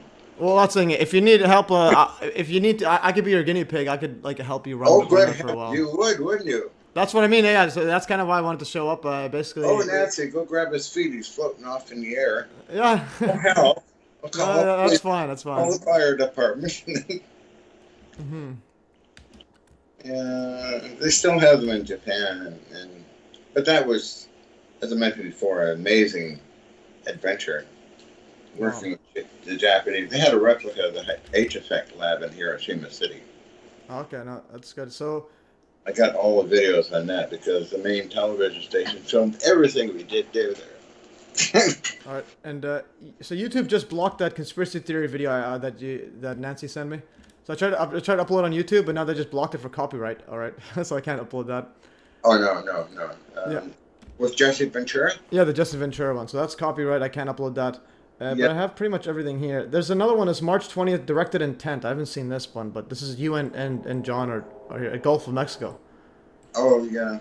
What are you guys doing here? Okay, so you're doing some. This is when you guys speaking to the dead? No. Let's see. Okay, this guy's kissing right now. Let's see what else. Or so. All right. Oh yeah. That was. The moon and clouds are interconnecting. All right. You're doing Hutchison effect on each other. You see, we were in front of the equipment, and we made the decision to allow us to participate with those frequencies, and the ground, like disappears under our feet. The whole sky changes, and there's this incredible pattern. There weren't any clouds, and then all of a sudden, all these crazy clouds around there. And I don't know if it's in that video, but there is a shot at the end of one of the videos where you see the energy that I pulled up from the ground, and it went through my body and out my mouth, and John is behind me, and it doesn't look like him at all. Wow. All right, and then so Joe Lafayette says maybe it's the Nancy effect. Oh, good girl, man. Very gifted lady. Yeah, and then someone else said earlier, but I forgot to mention it. So he says maybe John, you were the Hutchison samples were done by your brute strength. Maybe you were physically bending the steel. Oh, that'd be cool. That would be a heck of a show, Yeah, so you were Superman this whole time. I could promote vitamins. Yeah. All right. Oh, heck, that sounds like fun. And yeah. I wish I could. Okay, and so I actually have a couple things here. So this one right here, the Hutchison Lab shed and camera setup. Do you remember which one this was for? And I believe that's you, Nancy. Oh, Nancy's not here, but I think that was in Minnesota, and that's Ashley. Oh, Ashley. Yeah, staying with Nancy. Okay. And she was playing around in a building where we were filming. Yeah, I remember that. And what was being filmed here in this one? I was in Minnesota. What's in Minnesota? Let's see. I think it's Minnesota. Yeah, this one here. I just don't know why this HD. It's not HD anymore. Okay, I got to find a better quality. This is another problem with the old cameras, and so on. Oh yeah. The quality. Oh. Okay, and another one is this was 2005 PDF. This is a PDF by Tim Ventura. Oh, Timmy and I are good friends. Yeah, he appears in Beyond Invention with me. Yeah. He does his levitation on voltage. Yeah, and he wrote a whole PDF about you, the ultimate Hutchison, and interesting is on September 11th. Yeah, Timmy's a good guy. He's yeah. I emailed him to join the live stream, but he might have. He hasn't responded since. It'd be a good cool down. But the thing is, and then also there's your I think there's your agent Peter von Puttkamer. Yeah, that's Peter. Yeah. All right, so he's built as well. So he's a pretty physical guy as well there. Oh yeah, Peter. Yeah. Yeah. So that's I haven't good. seen him in a long time, but hopefully I'll see him again sometime. We need to do Beyond Invention for two. Yeah, that'd be great. And I messaged him. Yeah, he says he should be in Vancouver in June. So I gotta go back, reply back to him. Oh yeah. Because I could see and maybe visit him. That'd be pretty cool. Colonel, that's John Alexander there. Yeah, the John Alexander there. Yeah, we're still in contact. He's gonna come visit too. Yeah. No, that's great. And this is the that sample that was just getting squished. Yeah, pressure. That kind of pressure. And there's your the famous balcony. Oh God, yeah. Well, I had to shut everything down because the effects were going into other people's apartments. I got in a lot of trouble actually. Yeah, I saw the news on that actually. Let's see. I think I have. I'm gonna search that up. I do have that. Yeah, it was. I shouldn't have really kept going with that stuff. Yeah. So this was Global News spoke to John Hutchison after the fire marshal forced John to take down the lab equipment from his Vancouver apartment. Yeah, that's Michael McCarlow, a friend of mine. A Vancouver man whose interior design is unusual, remarkable, and definitely not for the claustrophobic. But tonight, he's dismantling his indoor installation on the fire marshal's orders. How are you? Yeah. The captain and his balcony submarine. You can hear the audio properly, John? Hmm? Can you hear the audio of the video? Yep. All right, that's good. Yeah, you gonna let us in? Okay, we'll come around the front. And when the captain gives you permission to come aboard, you say, yes, sir. Right There's your death ray. Yeah. away, that's sir. The submarine is sinking. Oh, this is great. Yes, sadly, one of New Westminster's classic oddities is pulling up anchor. That is, if submarines on the third floor of an apartment house can have an anchor, and is leaving. But first, claustrophobia. It's basically impossible to move around in here. The radar system is basically an empty shell. The control center, or at least one of them, doubles as the bathroom. And off to the side of another control center is the kitchen, where the captain is squeezing into. It's not seen any cooking for a while. He eats at a shopping mall food fair. He's been building this since 1997. And now you have to get rid of it. Mm-hmm. They tell you why? I think it's due to the experiments I do with it. Those experiments are in levitation, which he believes he is close to achieving. But he's not fighting this assault on his private navy. Nope, he is sinking his own ship. You don't seem upset about getting rid of this stuff. No, I've been here way too long, and I like to see new frontiers, so like sea captains would, I guess. It adds character to the building. So you don't mind it, huh? No, I live here. It doesn't hurt me at all. I look at it, people look at it. But you are now looking at the final voyage of the SS apartment house. However, Captain Hutchison is not quitting. He's just steaming, as he said, for new horizons. For Fox, we're doing a network TV show.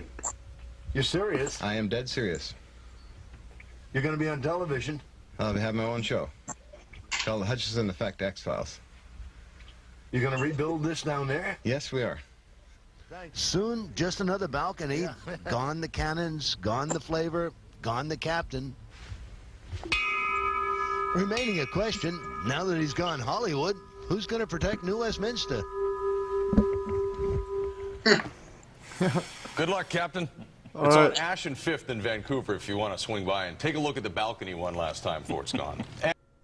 Yeah, no, that's no, that's great there. Actually, I had a question earlier. Yeah, so they took that out there. I wanted to visit that lab, but I do have a question. I just kind of forgot about that question I had about.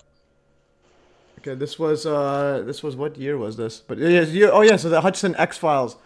So what happened to that? You said that you were gonna make a Fox Hutchison X-Files, and then what happened to that?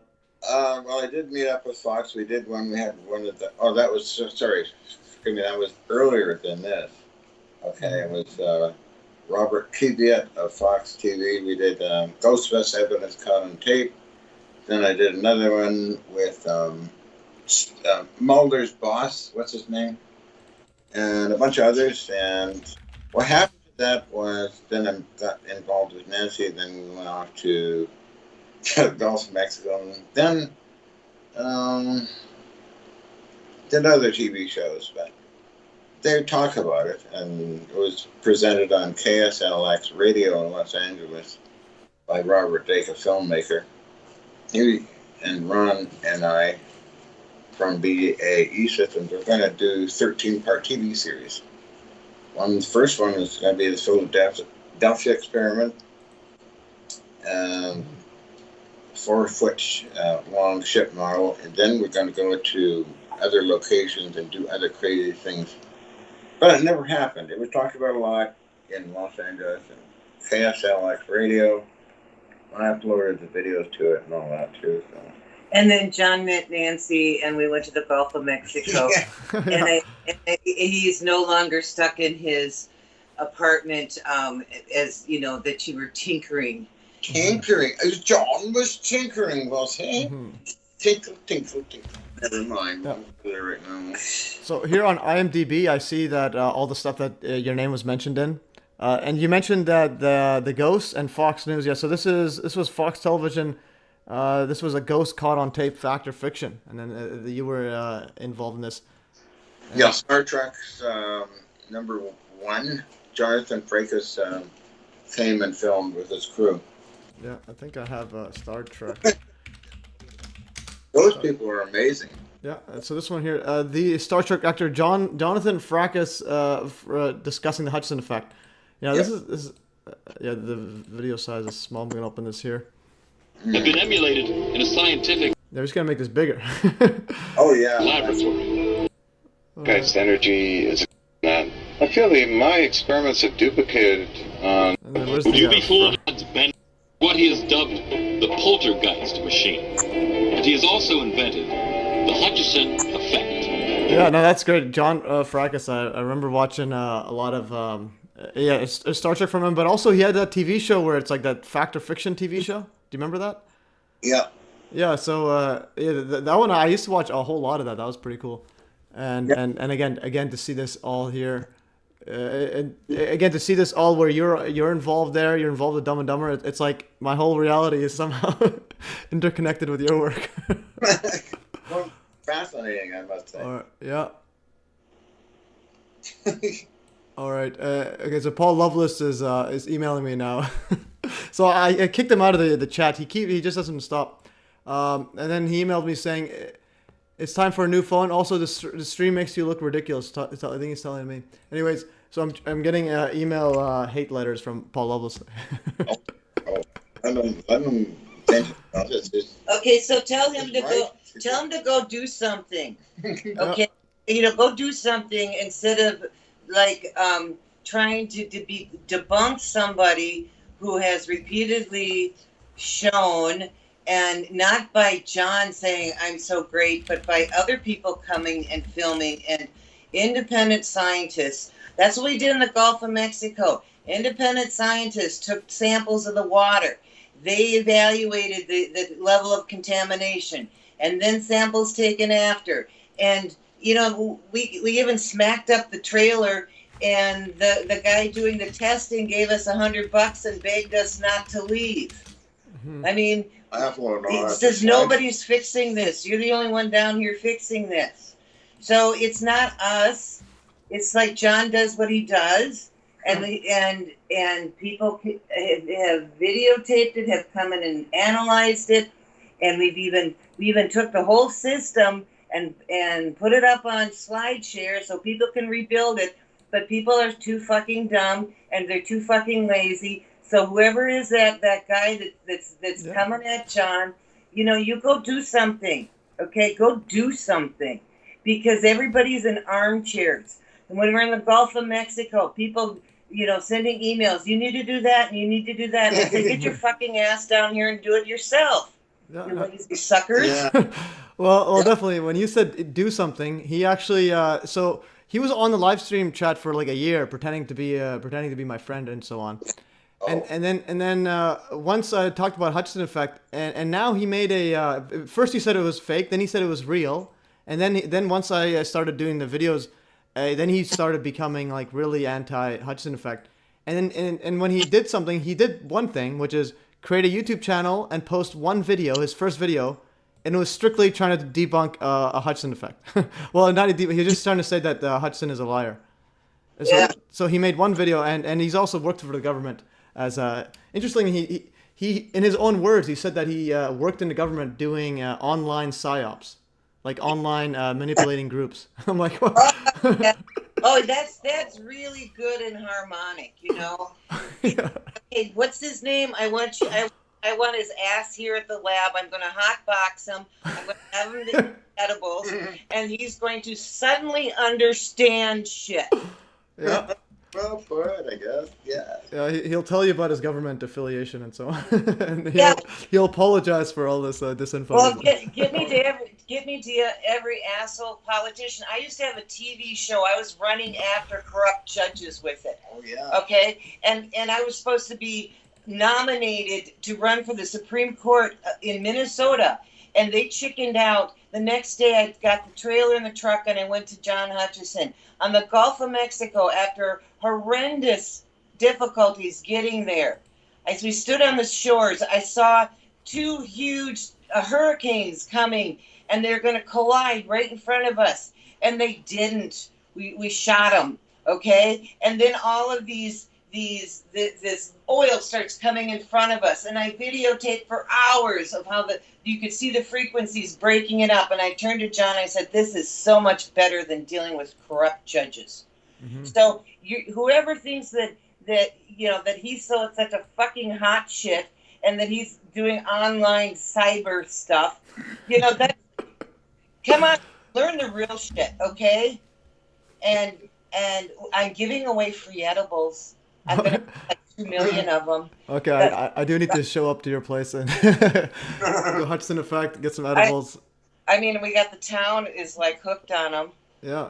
I go out at farmers market and one of the vendors there, whose wife had a broken leg, and the doctors missed it that it was a broken leg, and she was on opiates, and all she could do was scream, and she got off of those and she got on the edibles. The first time she had an edible and put coconut oil with the frequency weeded on her leg and put infrared on it, the pain was gone.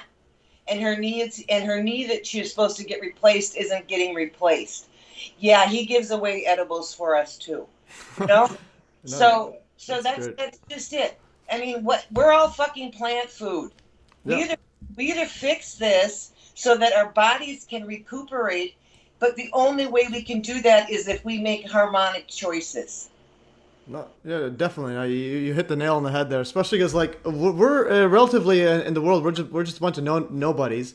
For example, U.S. military spends $1 trillion on the military a year. How come Paul Loveless isn't going there and critiquing the government? Instead, he's going after some like peasants. Because John knows how to change things. Okay, John understands how matters put together. I heard the video. Remember that one? Check the evidence. The black fellow. Oh, when we were in some some program, and this guy that had been in your lab, called in and he was like, he's still keeping an eye on you. Forget keeping an eye on you. Get your ass down here. Whoever in this government think they're such fucking hot shit, and get in this dome that is full of rebar, that is full of the frequencies, it's full of the transmission, and maybe we can learn how to do this right this time, because I don't want to fucking come back to this shit again. Do you? I mean, you look like you got a pretty good body. You're younger, but give it a couple years and your ass doesn't work right. Yeah, that's just the worst. Okay. So we learn about flow. We learn about flow. We learn about harmonics. We respect this organic machine that our consciousness is trudging along here trying to figure out shit. And so either we figure it out, because we don't got that much long in these things. We're going to plant food. Those plants are really smart, you know that? They just sit around and wait for us, and then they just kind of suck up all the stuff and recycle it. Oh, priceless. Yeah. So what do you want to be? Is that what you all want to be known as? Hey, I came on the planet. I procreated. I got a bunch of kids, and, they all love me. I got a headstone now. But you know what's happened to the headstone? It's being covered up with grass. Because you know who the dominant life on this forest happens to be the plants. Mm-hmm. Yeah. We got redwoods up here that are 1,000 years old. We don't have any fucking humans here that are 1,000 years old. And humans can come and cut them down, but guess what? They sprout up a new one. Yeah. It's all redwoods here. Yeah. Big trees. Yeah. Like Edwoods from Lord of the Rings. Oh, this is the most fantastic place on the planet. You got to get to north of California. Yeah. This is where it's at. This is where the people that kind of understand this, and they don't come after John for wearing a wig and a skirt at the farmers market. They think it's okay. And we have matching outfits sometimes when we go. We both wear the same dress. So fuck it all. People, you got to get. Yeah. I love studying it. There you go. I learned a lot when I was in Happy Acres, by the way, in Riverview, where they filmed X-Files later on. Yeah, and so I have a couple more things to discuss here. So BCIT magazine news report, they mentioned that a neighbor had an ornament dissolved when you were doing the Hutchison Effect. Yeah, that's it, I think, isn't it? Yeah, this was amazing. The footage. I'm videotaping something. I have no idea what it is. So this is the thing. So you're recording the TV. If I can somehow get the actual footage of the TV. Yeah. Yeah. About 10 years ago. Oh, it's a news story. Sorry. Tons of equipment to turn his small place into a makeshift laboratory. Welcome to my world. Now you gotta watch your head in here. You won't believe it. I keep telling people that. So you gotta watch your head when you come in here, and make sure, yeah, and make sure that you don't bang your head. It's pretty cramped. Okay, yeah, news story. And so, as you see, I move around by chains. There's some extra. Causes metals to act in very peculiar ways, and this strange behavior doesn't stay within the confines of the lab. It's also affected many of his neighbors. I had like an 11 plant made out of brass and had jewels in it, and one just dissolved. John has worked. She said it says ornament with jewels, and then it just dissolved. Let's play that again. It's a bit hard to hear.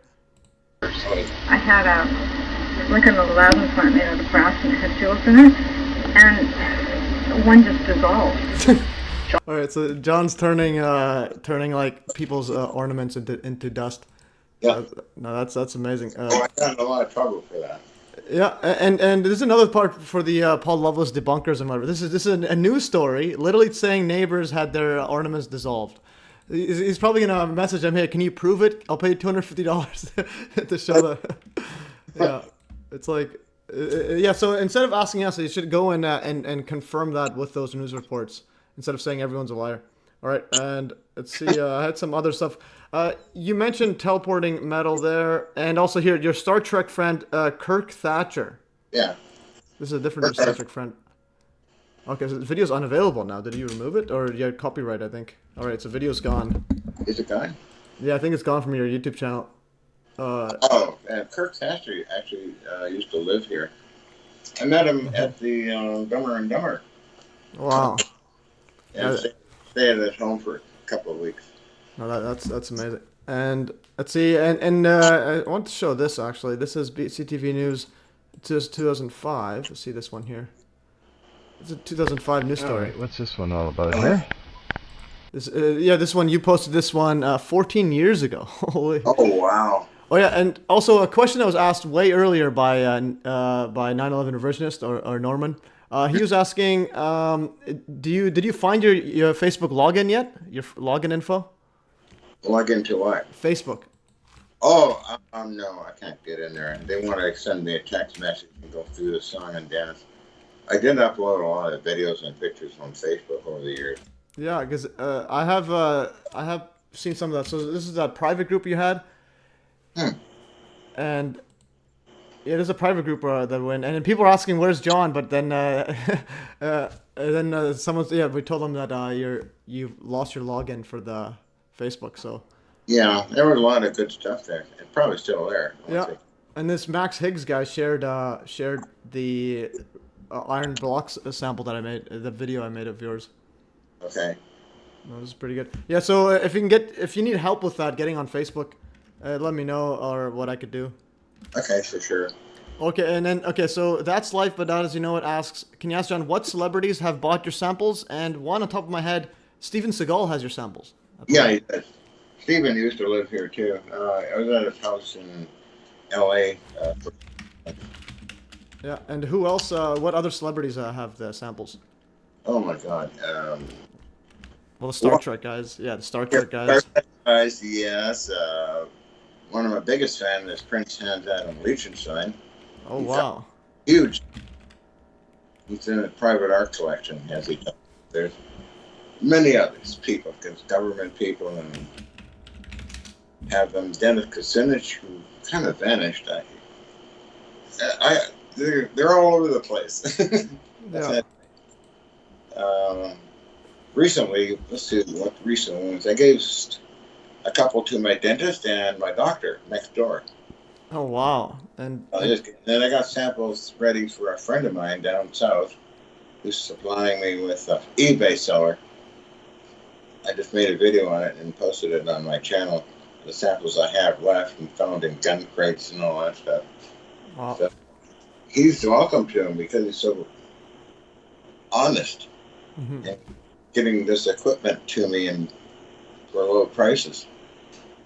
Yeah. So, yeah, I mean, I just give them away and I have no use for them. They're good ornaments, I suppose, but yeah, no, they're amazing. Share the energy like I did with Max Planck Institute. Yeah. Definitely. And then Crypto Alchemist says, John Hutchison, please give us a live tour of your workshop, good sir. Can you? Is your iPad connected to a wire or no? Oh, it is connected to a wire. Yeah. Is that just for power, or can you unplug it? Internet and power. Oh, okay. So you can't just lift it up and walk around? No, not really. Okay, yeah. I wouldn't even know how to do that. I'm kind of ignorant when it comes to computers. I'm more like not that, at least not that ignorant than working with vacuum tubes. Yeah, I'm more familiar with very old technology and all kinds of radio gear and vacuum tube era stuff and Navy ships. That's one of my favorite things I've done with work on forward warships. Oh, wow. And taking them apart. My job was electronics and the artillery pieces. 5 years of fun. Do it all over again. But because I work on the power cells for clients at nighttime, doesn't take long and had no issues. I had a lot of money at the time, $250,000, and I didn't want any payment. Just payment of stuff I did off the warships. So that led to the project manager wanting me to be his partner and consultant on cannons and electronics. I said, no. I just like to work on stuff, take it apart. No, definitely. So you were actually working at the warships, taking them apart. And I've seen some of your videos where you have videos and footage and photos of you actually on them. That's pretty cool. Yeah, oh, you're filming the X-Files there on one of the ships. Dodcom and Endgame. Yeah. I started filming them, sort of. And then I dated Scully's stunt double, Caroline Allard. Oh, really? Scully, is that from that X-Files? Yeah, Scully's... stunt actress. Yeah. Scully X-Files. Let's see what's... We wanted to go visit Colonel Alexander, and I gave away his address, and Colonel Alexander phoned me, John, there's someone who wants to see you. Oh, shoot, I forgot to inform you.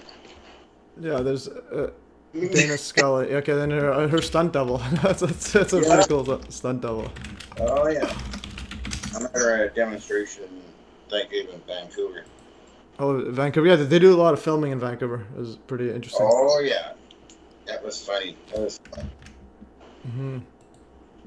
All right, let's see what else we have on the show. Is there anything else you want to talk about? Let's see. Anyone's asking questions. Yeah. Let's see. Yeah, okay. Would John say that in today's time and with today's technology, instruments, computers, and their availabilities in stores, is it easier to do these experiments today or back in the day? Back in the old days. Why is that? Everything's rugged. Vacuum tubes don't blow up. You're using a very small item with the new stuff, and its surface area and space and time too small. It just melts. Oh, wow. So the vacuum tube era stuff and pre-vacuum tube stuff can handle that kind of stuff. You're dealing with a cubic meter of space-time. Oh.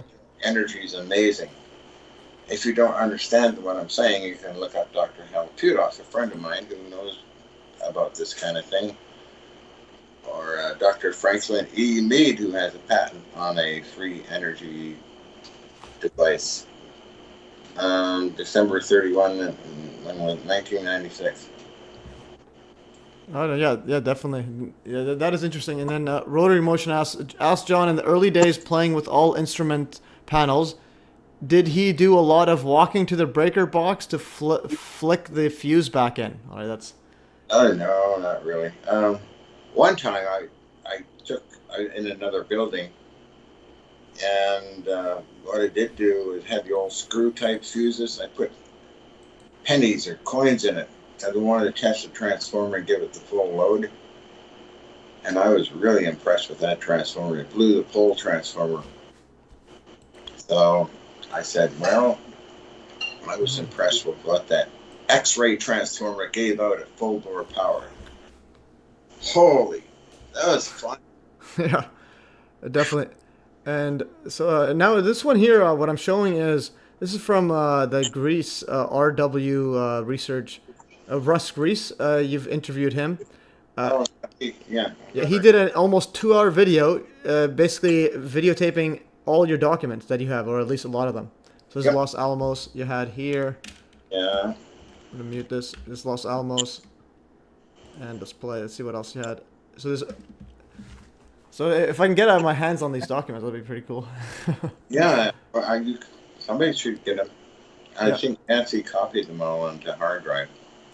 Yeah, so that's one thing I'm wondering. So what's gonna happen to all of your stuff? Do you have a will? No, I haven't got a will yet, but I would like to give it away. It doesn't do me any good. It's in a garbage can. It's so much stuff I put in a garbage can. Airtight. Mm-hmm. Put plastic over it, so there's a lot of information in there. Yeah, definitely. And the videos too. There's a huge amount of stuff that you wouldn't believe how many videos there are. It took me weeks to transcribe it onto hard drive, didn't it? The what? All the documents and videos. Oh yeah, got them all copied. But so Yeah, so right now, there's multiple things that are happening at the lab. Since the Gulf of Mexico, I'm gonna go to the washroom. Excuse me. with Yeah, go on.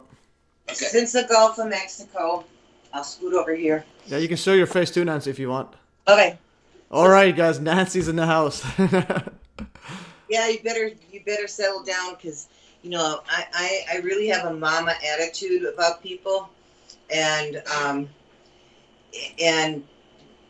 the experiences that I've had in my life, of course, are different than John's, but I've done things that other people haven't done, and John has done things that other people haven't done, and so when we got together, it was like, hey, we kind of really fit because we don't believe the word impossible, and you cannot imagine what it took to get down to the Gulf of Mexico, and getting set up there, and I tell you, John was almost disappointed when the test results came back because he was like, oh, God, this has been such a fucking trip, you know? So, I mean, who wants to shit over in the bayou where the alligators are going to get your ass? But we had to do that.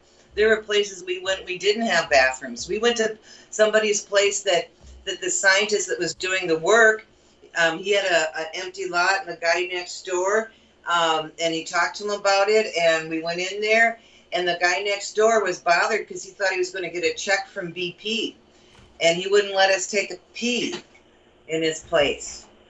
So you know what I did. So, and it wasn't just pee. Oh, no. Okay. Oh, yeah. All right. So it's kind of like you can bring to me any of your questions, but be mindful of those questions. And most people are operating from a paradigm of ignorance, and it's an ignorance that they create themselves by saying, this is a system, this is what I do. I get up in the morning, I make my coffee, I have a shit, I have a piss, and then I go off and I get in my car and I do this little routine, and I go do my 8 hours and I do the same thing over and over. And you know what Emerson said was that most people live lives of quiet desperation.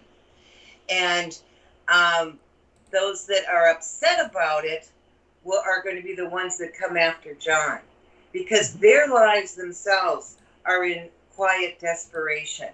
They have lost the ability to create. They have lost the ability to see. They have lost the ability to even connect with one single life form. So that's where I'm at. I just want to mention really quick with the cannabis. HutchisonLab@yahoo.com. Send me an email. I'll send you some edibles. The thing is, in California, we can give away weed and we don't get in trouble. So isn't that cool? And it is a low THC. I was so sick in Oregon. We went to Oregon to work on the Fukushima stuff because that was like ground zero, southern Oregon. Got in a mold infested building, and the mold got into my lungs. And that mold then allowed mycobacterium in, which is like tuberculosis. And then that disseminated in my body, and I got tumors and cancer. In fact, right now I'm getting the last cancer out of my bone in my leg. So nobody can tell me shit, right? You think you've done stuff, you haven't. And if you want to learn, you got to shut up and listen. You've got to shut up and allow the information that is available to all consciousness to get in your head. But you put up these your own little paradigms, and because your world is so important, and you have to be right, because if you're not right, God, that you got a real sucky life, don't you? So you got to be right so that you don't have a sucky life. Well, John and I don't have a sucky life, and we are open, and we are honest, and we appreciate humans. I mean, humans do some really crazy shit. They do wonderful stuff. I got a chair I'm sitting in that I couldn't make. I wouldn't want to make. But about 100 or 200 people were involved in this chair together. Thank you. That's really great.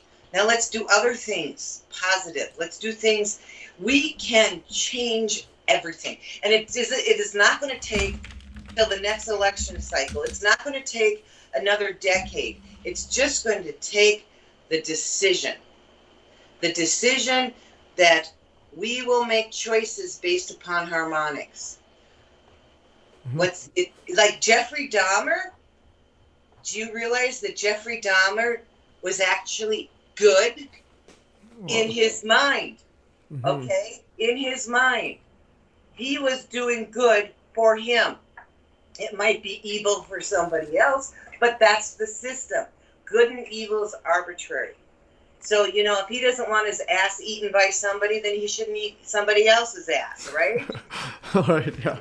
Okay? Okay, so let's just stop it, because we are programmed into a system of good and evil, of competition, of right or wrong. It's not that.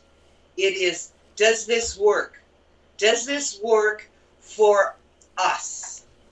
For, you know, I got spiders in this place. I spend a lot of time scooping them up and putting them outside, saying, now go live over there, because I don't want you to get hurt in here if I happen to step on you. Okay? Be conscious.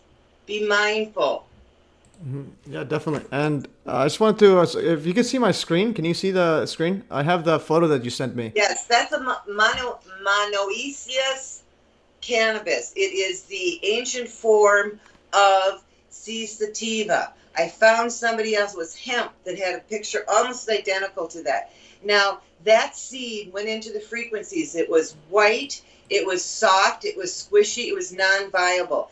And then there was another seed that was with it too that didn't sprout, so I just kept them together. After 6 weeks, that seed doubled in size, turned brown, sprouted, and he came up, and he was in we have a small closet with lights in it, grow lights, that the RF frequencies are going through the lights, and then there's audio around it.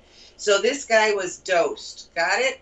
And so he's growing up in these frequencies. He has different information than everybody else. You know, he wasn't sufficient. He was immature. He couldn't create a plant. But with these frequencies, he created a plant, and he first gave off those boy flowers. 2 weeks later, he's got a full head of girls. Now, there's Hermes, which is girls that put on boy flowers, but there's only one type of hemp that does this, and it's an ancient strain. Now, the interesting thing is that it's not part of the genetics of this original strain that this plant came from. And in the DNA, they have identified that this is a different strain than our control group. And so now we're working through the processes and testing his aunt and other family members to see where those steps happened. Now, this particular plant, 2 weeks later, foxtailed up and put on mature seeds in 2 weeks. That takes 2 months to make seeds. 2 weeks. Wow. And then those boy flowers down there, they started to create seeds. The only way a boy flower could create seeds is he's got some girl parts in there. That's called a perfect flower. That goes back 140 million years in genetics. And the effect from any piece of that plant material to the human, I've been using it in edibles, like I've got little pieces of flowers and stuff, is mind-boggling. Your mind just goes totally open. And now from those seeds, I have plants growing. I have plants growing from this, we call them the primordial male. And actually, that's what we have in our edibles. We're harvesting. Boy flowers are absolutely amazing. Who these dumb fucking growers are, they want to pull the males because they don't want any seeds to go in there. Then people are going to grow their own weed and then they won't buy their shit, right? So the combination of the male flower and the female flower, the leaves of both of those plants, those are in the edibles. 2022 research with mice eating cannabis restored damaged brain tissue, and it was shown how that the process that happens by is that the cannabis is allowing it functions to bring more glucose to the brain. You have an endocannabinoid system. Every single life form on this the animals have an endocannabinoid except the insects, which is very interesting because the insects are the pollinators. But your endocannabinoid system, you're supposed to be creating your own cannabinoids. And when you don't, you get stuff like multiple sclerosis. You have other autoimmune diseases. You have arthritis. And so people smoke weed to get the cannabinoids in them, but they're stupid because they're just going after the frustrated female that hasn't been pollinated, and she keeps putting out more THC. We're working with low levels of THC, but that THC then grabs on and activates the rest of the cannabinoids. So.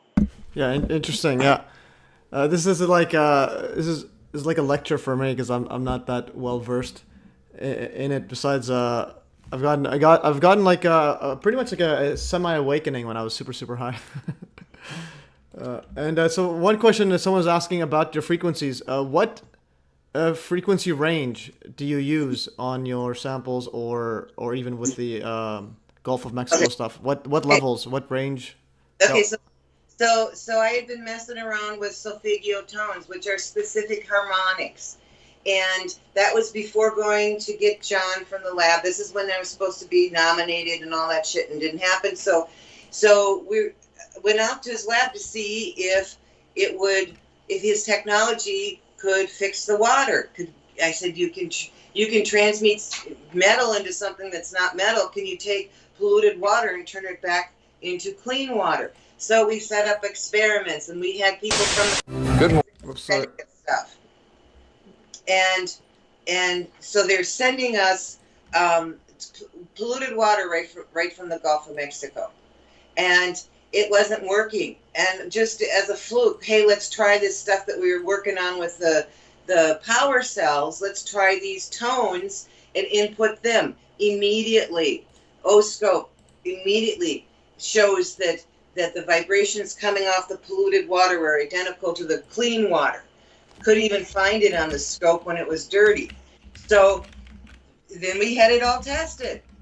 And I'm still working with these tones and stuff on the Gulf of Mexico, and the different layering of different songs, which is basically how matter is made. It's layers of songs. Layers. It's the perfect fifth. And you go on and on and on with this. And when you get the harmonics just right, that's when you got your EVO that appears. Oh, that's the cavitation along the motion. Wow. So, yeah, real. Let's go 4-year-old. Okay, we're okay with that. Everybody following? If anybody's not following, just replay this. Okay. So that's how this process has happened. And when we worked on the radioactive problem, we were in the Gulf of Mexico when Fukushima blew. That's when we did the interaction with the harmonics, with the frequencies. John changed things up, and he went into the Star Wars stuff where he's creating a shielding. And when it's like when you're opposite polarities. So he's got an opposite polarity on that shield, and it sucks in the radioactive element, and it's just like a white boy on the dance floor. Way can't get with the rhythm, hitting everybody, right? That's the extra electron on that radioactive element. So we grab him and we dance with him. Okay, and guess what? It comes to rest. What does coming to rest mean? It means it's not in chaos anymore. It means that electron just goes where it needs to go, and it doesn't fuck with anybody and hurt them. All right? So that's what is in these 3.5 hours of audio that is being put into John's RF equipment. And all of that audio was tested. Thousands and thousands of songs tested in different combinations with a piece of uraninite and a Geiger counter in between two speakers. And that particular 3.5 hour track will bring down uraninite 20%. Now, if anybody knows about uranium, your half-life is like 4 billion years. So just an audio field will bring it down 20%. And then we tested it running through John's equipment, put a piece of uraninite, which, by the way, we didn't know, had been mined from an ore that has the U-235. 235 is the one that's enriched. So that you don't have to go through all this process to make a bomb. You can just pull the shit out of the ground. And on eBay, a scientist we're working with just happened to get a sample of it. But we flipped it. We flipped it back to U-234, right? The one that's not so nasty, and had all that tested. So it works. The harmonics work. And see, you disrupt the harmonics in something, and you get like metal bars that twist, don't you? Mm-hmm. Yeah. Okay. So, John's back. He peed real quick, and I'm done talking. Unless anybody has a question. Yeah. Anybody have questions for Nancy? I think someone said that you're dropping knowledge on them. This is good. Yeah. So yeah. Restless Native says Nancy dropping knowledge, and then also endocrine blocking chemicals in the food and so on. And one question is Rotary Motions is saying wondered why most of the world bans cannabis. It's probably well, it's really, do you know what happened with this Jesus dude? They were working on all this harmonic stuff. The Antioch in Turkey, 100,000 people, they were transmutating. Their bodies had changed. They could just say, I want to go to this other city and appear there. They have these fucking transporter beams technology shit we don't have. And then Constantine is realizing that Rome's falling because, these Yahoos, that's the original church, was called the Yahoos. Yahoos that didn't have a building to go into, and they didn't, they weren't you go look at the Essenes. The Essenes is the original group that got the tablets Moses smashed up, and that's where the Jesus dude came from. He was a master Essene. So what happened with that is that we had an opportunity 2,000 fucking years ago and we lost it. Okay? Now we think we're so damn smart. We're not. Let's learn the basics. Let's learn the basics. And with the basics, we can make this a new world. A new world order. Doesn't that sound great? Let's make it our new world order. And our rule is that we choose to operate and to our motions, our words, our thoughts. We're choosing those things to be harmonic, which means do unto others as you would have them do unto you. Yeah. I just want to cut you off. Sorry, just because I need to bring it up. So you said New World Order. I think what you're referring to is harmonic world order. That's a good one. So the resultant of us choosing us, we are all part of the same damn consciousness. To remember who the fuck you are. Okay? Remember, reconnect. We got to tether. An EVO, it has a tremendous amount of power as long as it's still tethered. When it loses its tether, it fucking dies. What do you think happened to us? we had to retether into the original harmonics on that Mobius. That's what that Jesus dude said. He was the Word. He was the original harmonics. He was the path. But we're just so full of ourselves, we just don't want to understand shit. Okay? So, learn it. Learn how you can change an entire room with the tone of your voice. Can't you? Yep. You can pick up a crying baby and you can rock that baby and sing it a song, and you have physically changed that life form by your actions and your harmonics. Definitely. Okay, I'm gonna let you have John back. I gotta go make my. I gotta get running here. I got run stuff to do. So. Oh. All right. Thanks for that, Nancy. Okay. All right, and. I am back. All right, John's back. All right. So now the question is, how much longer do you want to be on the live stream? Oh, I'm fine. Right. What time you got? Oh, I go as long as you go. All right, let's see what we have. Just to see. So Nancy dropped a whole bunch of philosophical knowledge on us, and a lecture on cannabis. Yeah, good stuff. I mean, I don't smoke it, but I understand the biology because I'm into life extension. Oh, okay. Oh, so you don't do the cannabis? She just does it herself? Well, I do the edibles. Oh, the edibles. Yeah. Okay. Yeah, because I study this stuff for a long, long time, like the different vitamins, minerals, enzymes, and minerals and what they can do. No, that's great. And there you go. Honey and ginger and cinnamon and butter and coconut oil and coconut. Yes, this is just a scrap off of what I'm making. Okay. So John's already got like open head shit, you know. And what happens with THC is that it rushes your head and it opens you up, okay? And when you got too much THC, you end up getting weed anxiety, and you kind of have you actually get a psychosis. This has got, like regular THC, regular weed is like 23%. We're talking about 4% THC.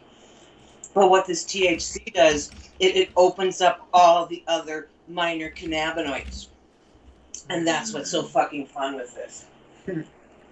You don't get to the point where you can't have you ever gotten, smoked some weed and you look around and go, nah, I can't do anything, I mean, you get this crazy buzz and you can't comprehend shit. This is the opposite.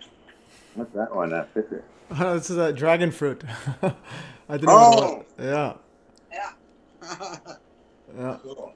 I'm just gonna look it up because cannabis and humans share 40% of their genome are identical, and part of these frequencies are the audio interpretation of the human genome.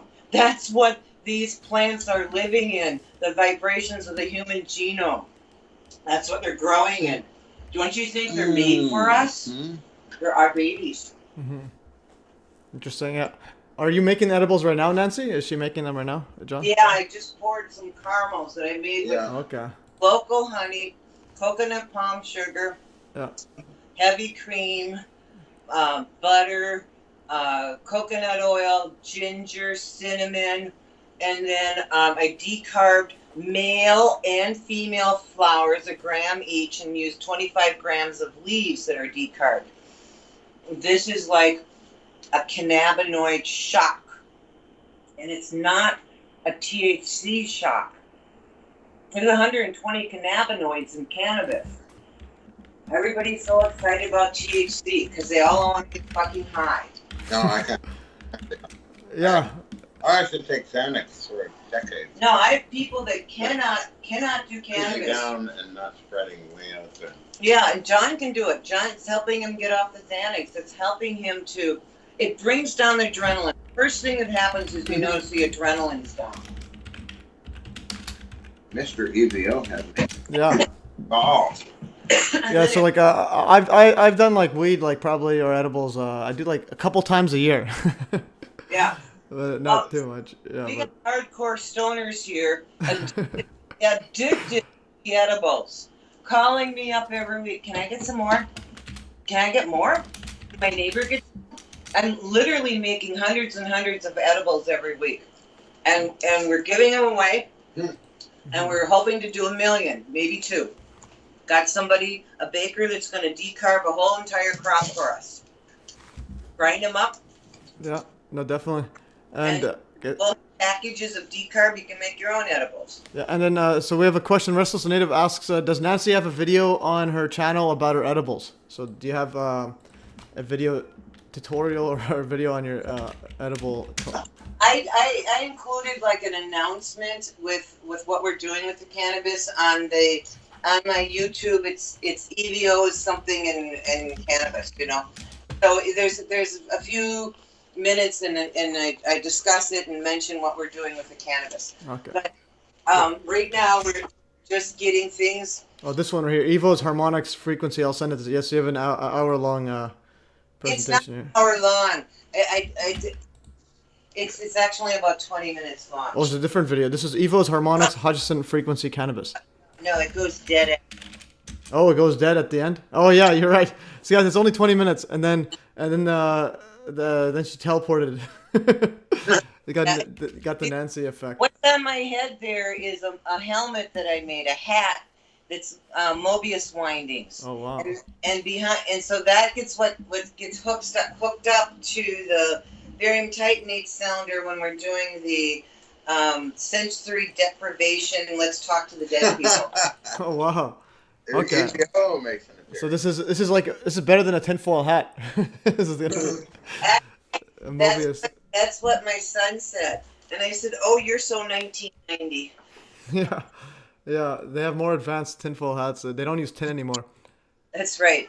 That's the and what's really cool is that I also will set that up, and it's one piece of wire one piece of wire, and I'll hook up an output, you know, the speaker output on the computer, and hook it up to the Mobius helmet, and then you put your hand on the other end of the wire, and you get your whole head and body buzzed.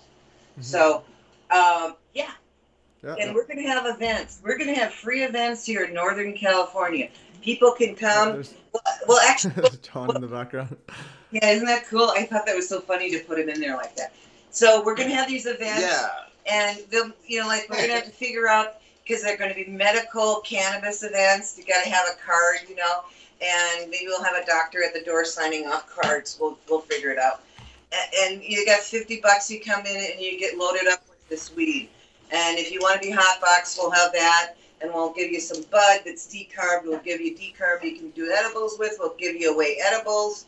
And we're going to have one north here that's north in the Emerald Triangle. And we'll try to get one in San Francisco as well. Oh, sounds epic stuff. And then here, there's another question here. This is for...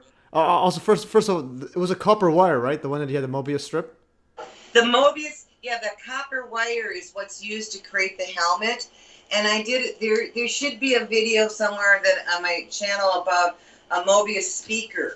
So I was messing around trying to create a different system to infuse the Johnny tubes that we have mobile systems for eliminating radioactive contamination. And they're in cylinders, and I was trying to make them into a sphere, and it required to have a coil system. So I'm working with this Mobius trying to create like something that and it ended up, when I hooked it up, it was a speaker. I hooked it up to the tones, and the dang tones were playing. And there's a video over there somewhere. So, you know, we have an underwater speaker, and I put that into aquarium with some of those feeder goldfish that, you know, usually die after a couple days. And then I had a control group that didn't, and my control group, I had to keep cleaning the water every couple days and feeding them, and half of them died. The guys with the Mobius speaker in the water, and After a couple days, they didn't want to eat, and they doubled and tripled in size. And then I had like this little zygote thing on the top of the water forming. I just needed some amino acid and some high voltage, and I think I would have had a new life form. So, yeah. So it gets to be really fun around here. No, definitely. Why is it fun? We don't say the word impossible. We say, well, what if? What if we made that into a Mobius? And what if we did that? And you know, fuck it. Brian O'Leary would agree with you. Yeah, fuck the academics. Yeah. All they tell you is what you can't do. Good soul, Dr. Brian O'Leary. Yes, he died on the day we got married. I know, that's very sad. But, good you know, friend, and if you pass away before I do, you make sure we get that oracle room set up so we can talk. Okay. Okay.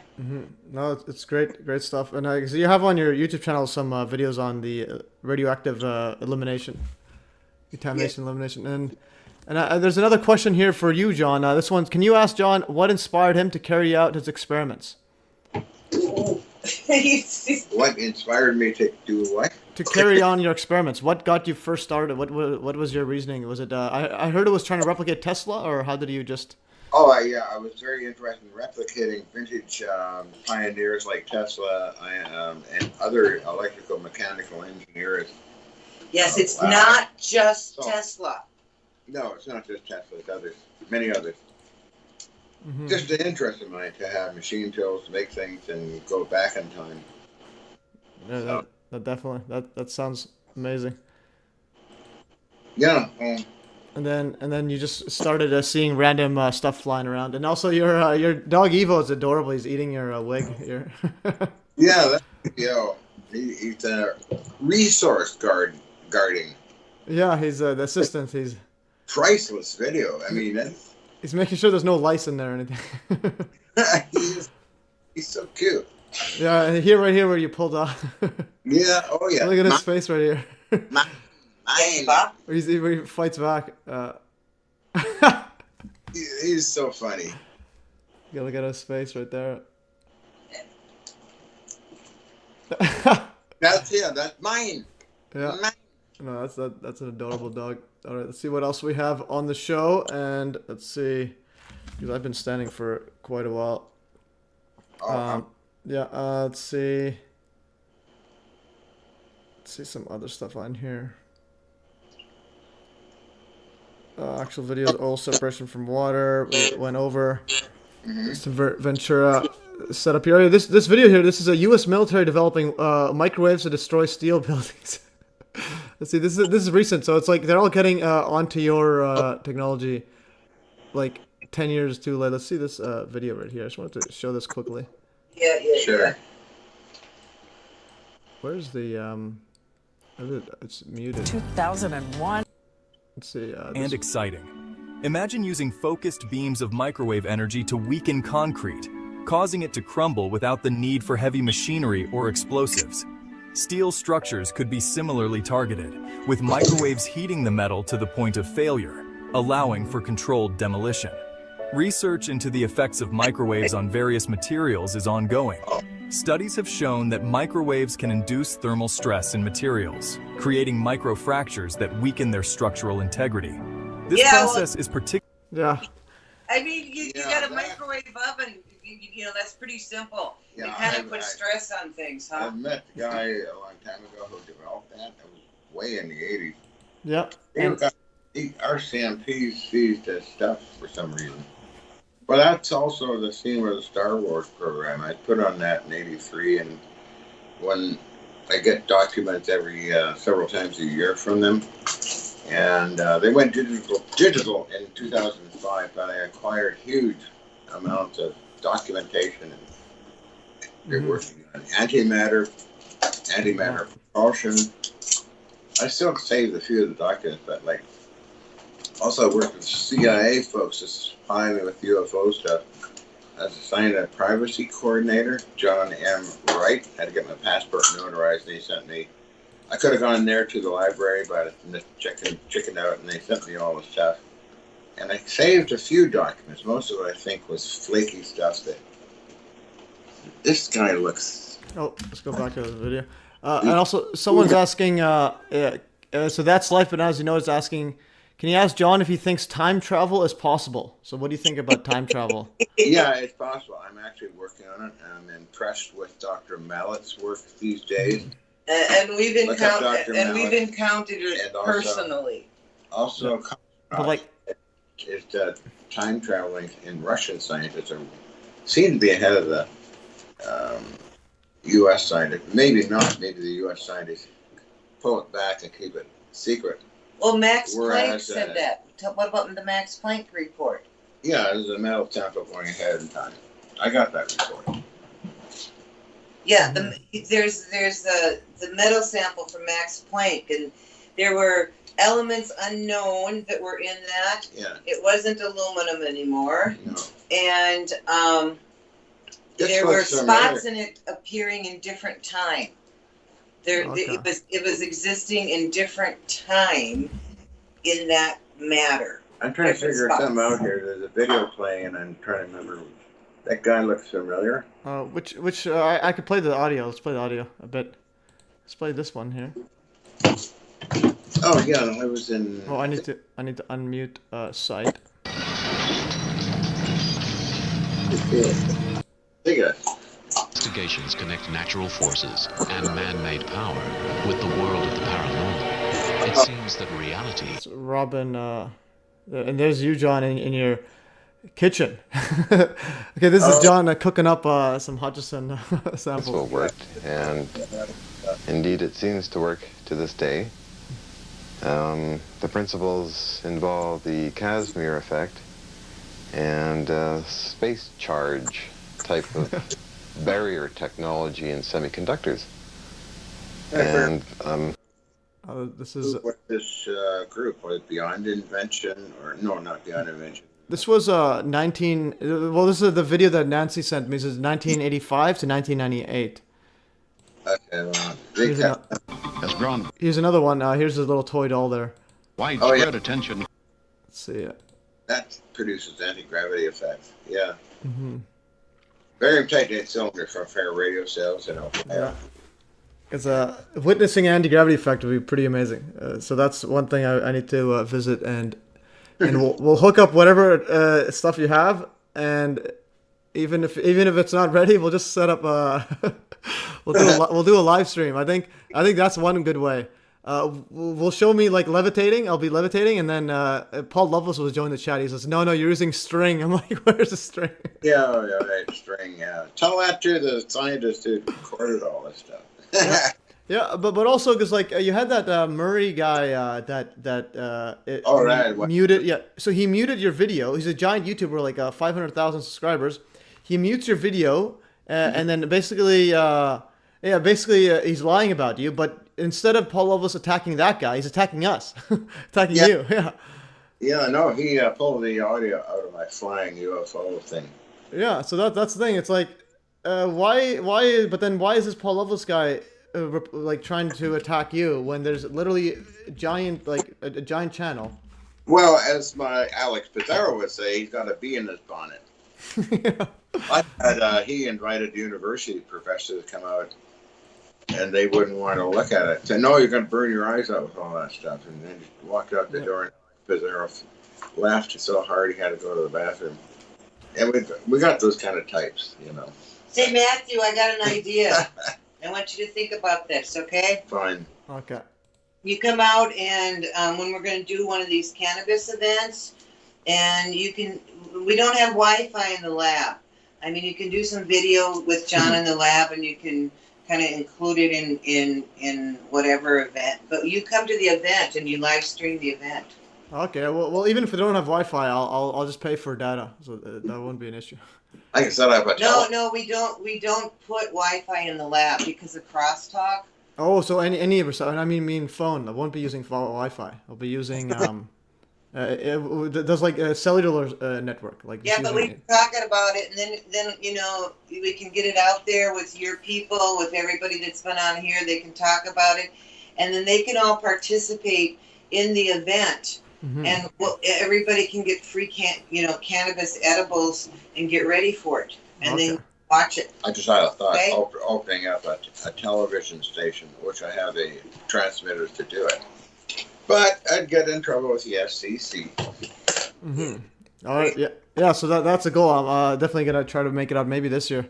Definitely, because I would ask the audience to help fund the operation, because I don't want to take too much time off what I do. Yeah, I think Kimmy Ventura. Oh, but you're just plant food. Oh. You know,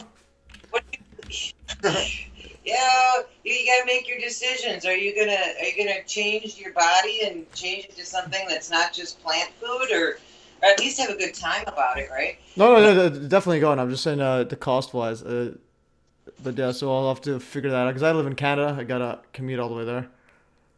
Yeah, it's fine. It's a drive. It's probably a 12-hour drive. Well, I probably won't drive. That's just too much driving.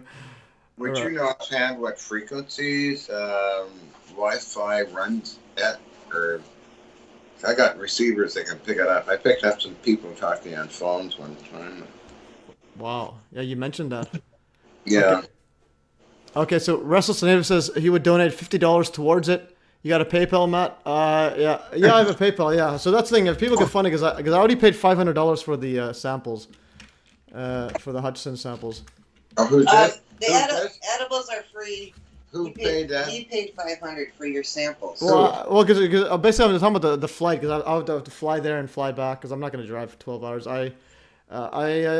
Before I drove quite a while, but it's just too dangerous. Like, I might fall asleep or just get tired or sick and tired. I can't sit down for 12 hours driving. Yeah. I can stand for 12 hours, but not sit. You can, yeah. So Matthew, you spent $500 on John's metal samples? Yeah. Did you say you spent $500 on your metal samples? How long ago? How long ago did you do that, Matthew? A few months ago. This year. Let's see. When see, I have it on my Telegram. Hutchison samples. Did you get that? And I also want to raise money for funding. I mean, for testing, or because I tried to message EBC and then their email doesn't work, so I got to figure that out. And also, yeah, the edibles be good to, but I don't know if I can take it cross border for anyone else. Well, you can eat them before you come, and then before you get here. Yeah. I want to take like a year's worth. What samples you got? Okay, so yeah, Restless Native, you can go to my mes.fm/donate. My PayPal's there. So Matthew, John's concerned about this because he doesn't remember charging anybody $500 for samples. Oh no, it's Canadian. It's the conversion rate. I have it here. The conversion rate, because you're American, so that's about like $3 American. Yeah.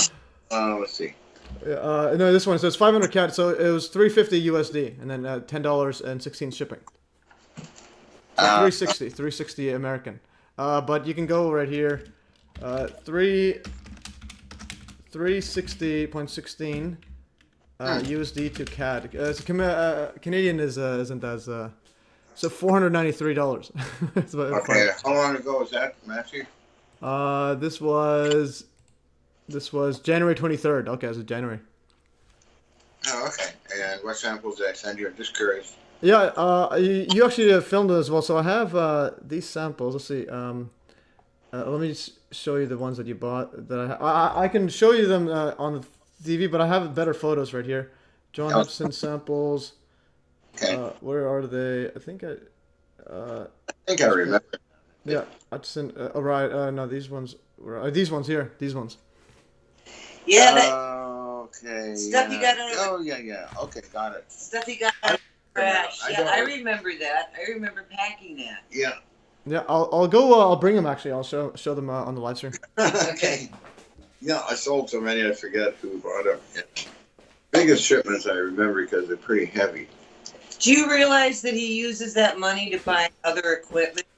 I cut him off. We when rebuilt it, like so much money, and then he went. He's okay, and he went selling more metal samples so he can get more pieces of equipment. That's what he uses it for. Yeah, so I got them here. Yeah, so I have these samples, and I do want to get them tested if I can get in contact with the lab. just basically at the spots. And Yeah. Because like I know you've gotten them tested a lot, but like the way I do it, I try to make it so that it's well documented, like online. Everyone can see with the download the reports and everything. So there's no. So basically, debunkers like Paul Loveless guys, they have nothing to say besides, oh, you faked everything. I'm like, yeah, the stuff's real. Yeah, I know. That's but also for because I think it's super important just to also. Other buyers have similar problems too. Yeah. Oh, we got a bunch of old wood or something, or fake stuff. Okay. And yeah, but this is cool stuff. And then and the hands get all this like metal rust or whatever this is on it. Yeah, and then so Jackson Rip Holmes says this is not directly explaining what the Hutchison effect means, how it gets produced, what its implications are. And well, the implications are pretty much free energy and reality changing. But but again, like how it works. And can you describe like when you got your just basically describe the whole setup of how you would make it? What kind of devices? It's on SlideShare. Yep. What he works with is the harmonics in the radio frequencies. And the I can explain it quickly. VLF wideband, basically, wideband VLS, HF stuff low level, super high frequency, magnetic field structures, also electrostatics, high voltage direct current, and that's basically the rough setup on SlideShare. Yeah, that was what was used on the Gulf of Mexico. Okay, so you had all those set up, and then how you would like decide which frequencies, what stuff to do? Is it just all intuition, or what do you do? It's all trial and error, really. Okay, so you're basically just tinkering with it, and then when I noticed so this one here somewhere out there, just for those understanding, basically John Hutchison, he kind of like stumbled upon this, but and then wait. You have got to keep two words out of your mouth. Tinkered and stumbled, okay?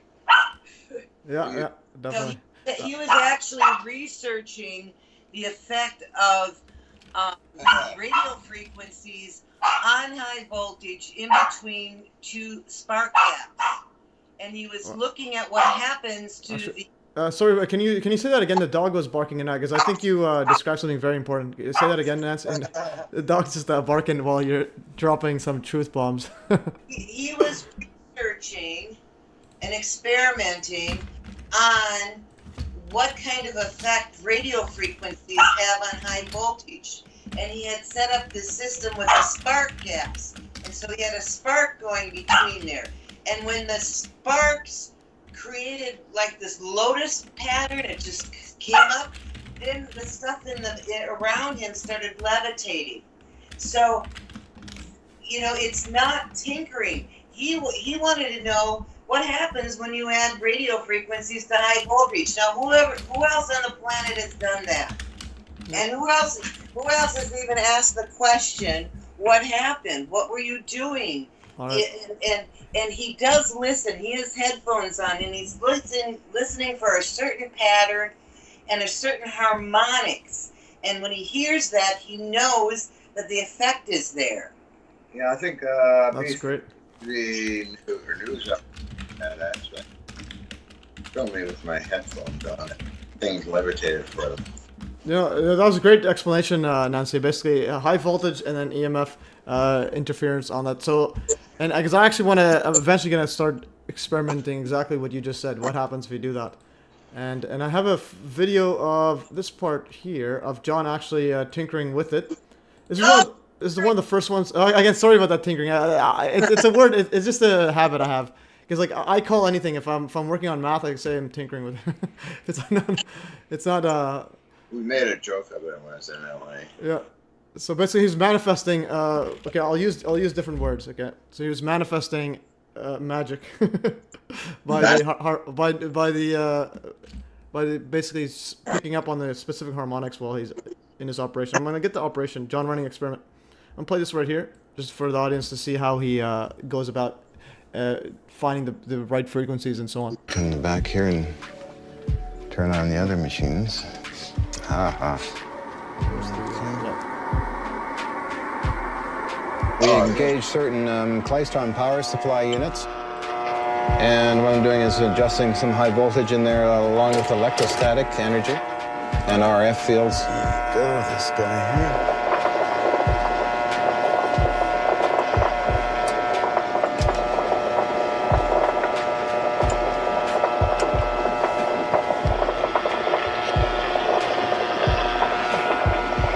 And this was your camera you would have on the sample site, right? Yeah. Yeah.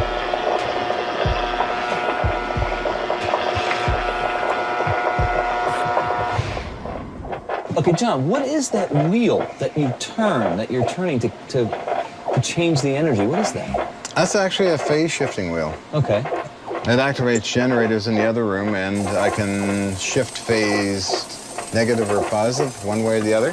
All right. And I have an indicator system here that shows me up here when I'm doing it. Or also a gauge system where you can probably see it here, negative or positive. If I do it slow, and then I have the main one up here, and that engages what they call variometers. What their variometer is a coil, and has an inner coil that tilts back and forth a little bit. So the RF frequency or radio waves are then caught and manipulated through phase shifting. This unit goes into a CM11, which is a old style Navy transmitter. Basically here it's just more or less monitoring or running those pieces of equipment. I think I'm doing all right here. I got everything on. Power up the energy here.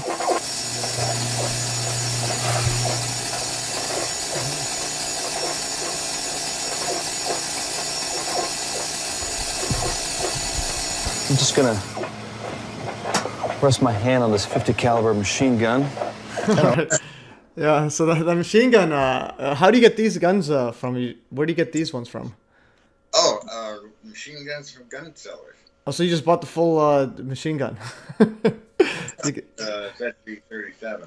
Okay, and then... I have a firearms license where I can buy those. That was in Canada. And then have you tested these all out at the firing range, or? Yeah, I did test 50 caliber at a firing range in Montana. Okay. Oh wow. Yeah, because yeah, get to use this when the government's trying to take your lab. They're like, all right, guys. The problem was I'm moving to Germany, and the government, the shipping container broke, and then the government got involved, and they decided to put everything in storage and put a fence around it. The newspaper article on it called "The Ministry Secretly Builds PCB Site in Surrey." I sent you a copy of that. Yeah, you did. I have. Thank you. Thank you, son. Hutchison Lab. I think I had Global News. I made a giant post about your Hutchison, and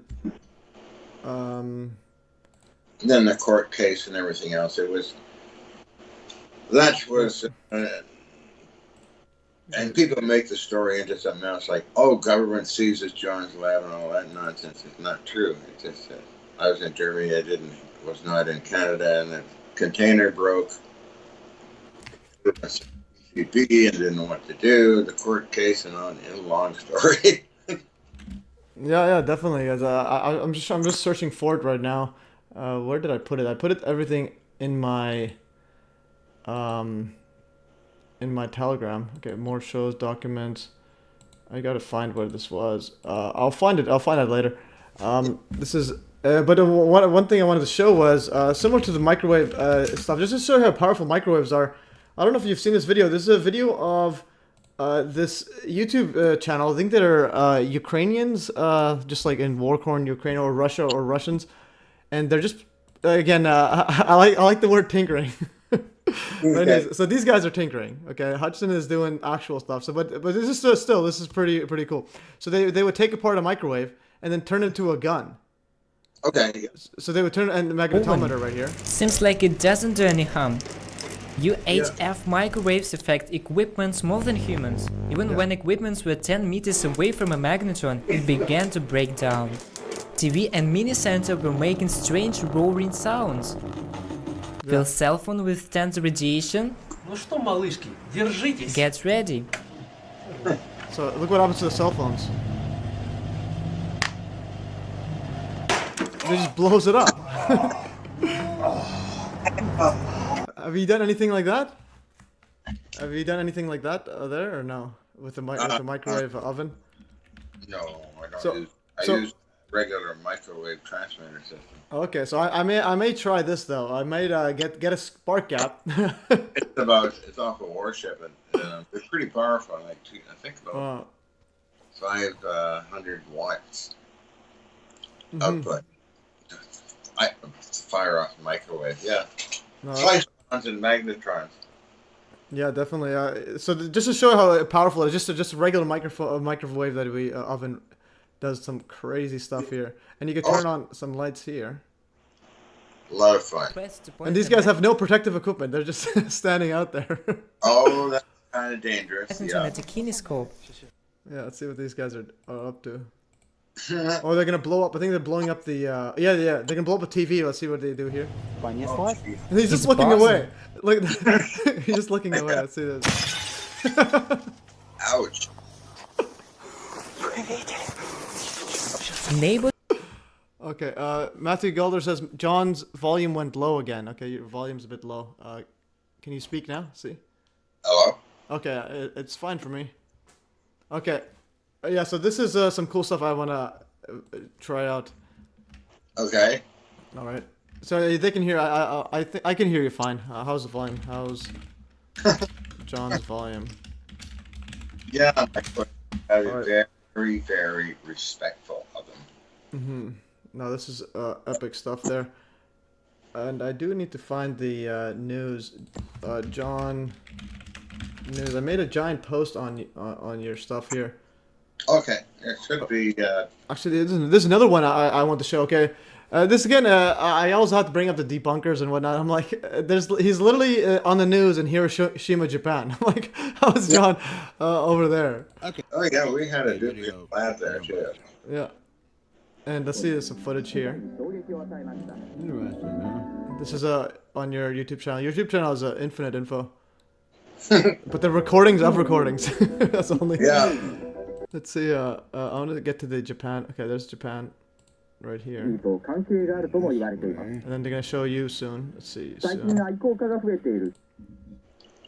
Okay, let's see. Soon. Oh yeah. Oh, it's just lagging. Okay. That's my sponsor. Okay. JOGM television here. They're gonna show you. Yeah, they're gonna show you soon. Mr. Hino.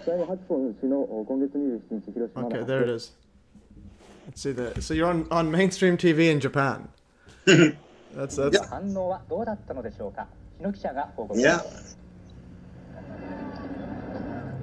Ground zero. Wow.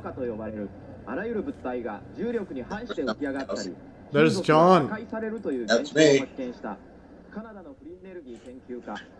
The Accu, so the auto translate says they call it the Accumira effect. Yeah. That's ground zero. Japan seems to be all of Japan seems to be highly interested in this stuff. I couldn't believe it, what happened there. No, that's great. And then, wow, and then they built a lab there, as you'll probably see it in this one.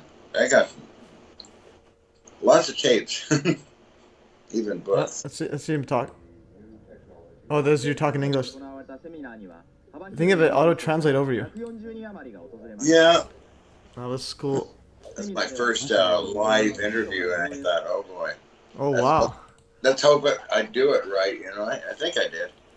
Yeah, that was your first one. Now you're in your 10,000th one. Oh, actually, no, this is the live one. You haven't done that many live ones, have you? Or actually on the radio you have thousands. On radio, yes. On TV, no. Well, kind of. This is being recorded. It's on television. Yeah. Russell Native says, John, your hair looks gorgeous back then. Well, yeah, no, that's good. Okay. Yeah, I wouldn't mind having that hair. Try my best to look good for looking good. Try my best. Yeah. It doesn't work. I get eggs thrown at me. No, this is epic stuff. Okay, and let's see what else. Okay, so I'm actually like losing energy right now. I've been standing for how many hours now? 3.5 hours because I was Wow. I was troubleshooting with you guys with the Google Meet. I just want to see how many people there are. We have 49 people. I'm going to zoom out to see what the stats are. We peaked at 56 people. So 56 people was the peak. We currently have 47 people, a whole lot of people on there. And I just want to see if there's anything else. But I think I'm like running low on energy. Oh, yeah. And I think everything's pretty cool. And yeah, so I will look to visit you. I definitely want to visit you. I want to see if the fans can help donate for the MES Hutchison Fund. Okay. Yeah, so it'll just be easier, just because, especially now, because I'm getting hassled by the government for my crypto transactions. Cryptocurrency. All right. You mean sales tax or something? They have they consider crypto as a security or a stock, so they want capital gains and all this and income on it for like thousands of transactions. I just don't know what they're doing, but anyways, I'll figure that out. Government. Oh, your volume went low. Oh, I said typical government. Yeah, typical government. Yeah, that's how it is. All right, and let's see. Okay, so okay, over 3 hours, epic stuff, man. Yeah, John, you really did inspire a lot of people. Yeah, so Russell Zanita says, John, you really did inspire a lot of people worldwide. Crypto Alchemist does great work. And also, Crypto Alchemist says, yeah, he wants you to see if you'll ever present at the APEC conference, the APEC conference. From Jimmy Ventura, right? Yeah. I get notifications for it once I don't normally go there. I think your dog wants you to play with you. Evo says, good day. Good, yeah. Yeah, so if you ever want to present there, you just let me know. I'll contact them, or you can contact them directly. Oh, yeah, I think Timmy's going to visit someday here, too. Oh, wow. Yeah, because he has been around for a while. Oh, yeah. He appears with me in Beyond Invention. All right. He did lifters. Yeah. I did lifters. Parting shot with Doggy. We'll do live stream with Evo next time. Yeah. Okay, so Crypto Alchemist says he'll get Tim Ventura to reach out to you if you want to present at the APEC, or you want to talk there. But anyways, so up to you there. And I am gonna. The dog is. Yeah, he's talking away at Blue Street. Yeah, so the dog is loud, but your microphone is low. So. All right. Response time. Yeah, but I think it's anyways. I think the dog is telling us it's time to go, guys. I'm gonna update here, and what I'm gonna do is I'm gonna send this link to everybody. Anyways, guys, I think that's all for today. Is there anything you want to tell the audience? Well, folks, keep happy, keep doing what you love doing, and be positive. Yeah, definitely. I think it's what you did today made really cool. I see why you could be tired. A lot of information was sent out. And you're listening to me and all that, and Nancy and EVO too. Yeah, EVO is the star of the show. Yeah, he is. Okay, and then Adaptable says amazing stream, thanks, and God bless you all. And Matthew Galter, let's end this enslavement system, please. I think John and Matt and us at the beginning of the end for them, definitely. And Joe LaFamia says great stream, great John, great MES, excellent interview. Crypto Alchemist says, all right, guys, that's all, guys. I'm gonna say thanks to everyone. Thanks for joining, everyone. Awesome, thanks. And 9/11 Revisionist says, great stream. Thanks, John and MES. Everyone, don't forget to smash the likes, guys, and donate. MES.fm/donate, and we become fund the operation. I'll go visit John and film everything. Anyway, and replicate the experiment. I'll bring a microwave oven and a magnetometer. Anyways, all right, guys, you can wave bye to the audience. I'm going to end the stream in 3, 2, 1. Ending stream.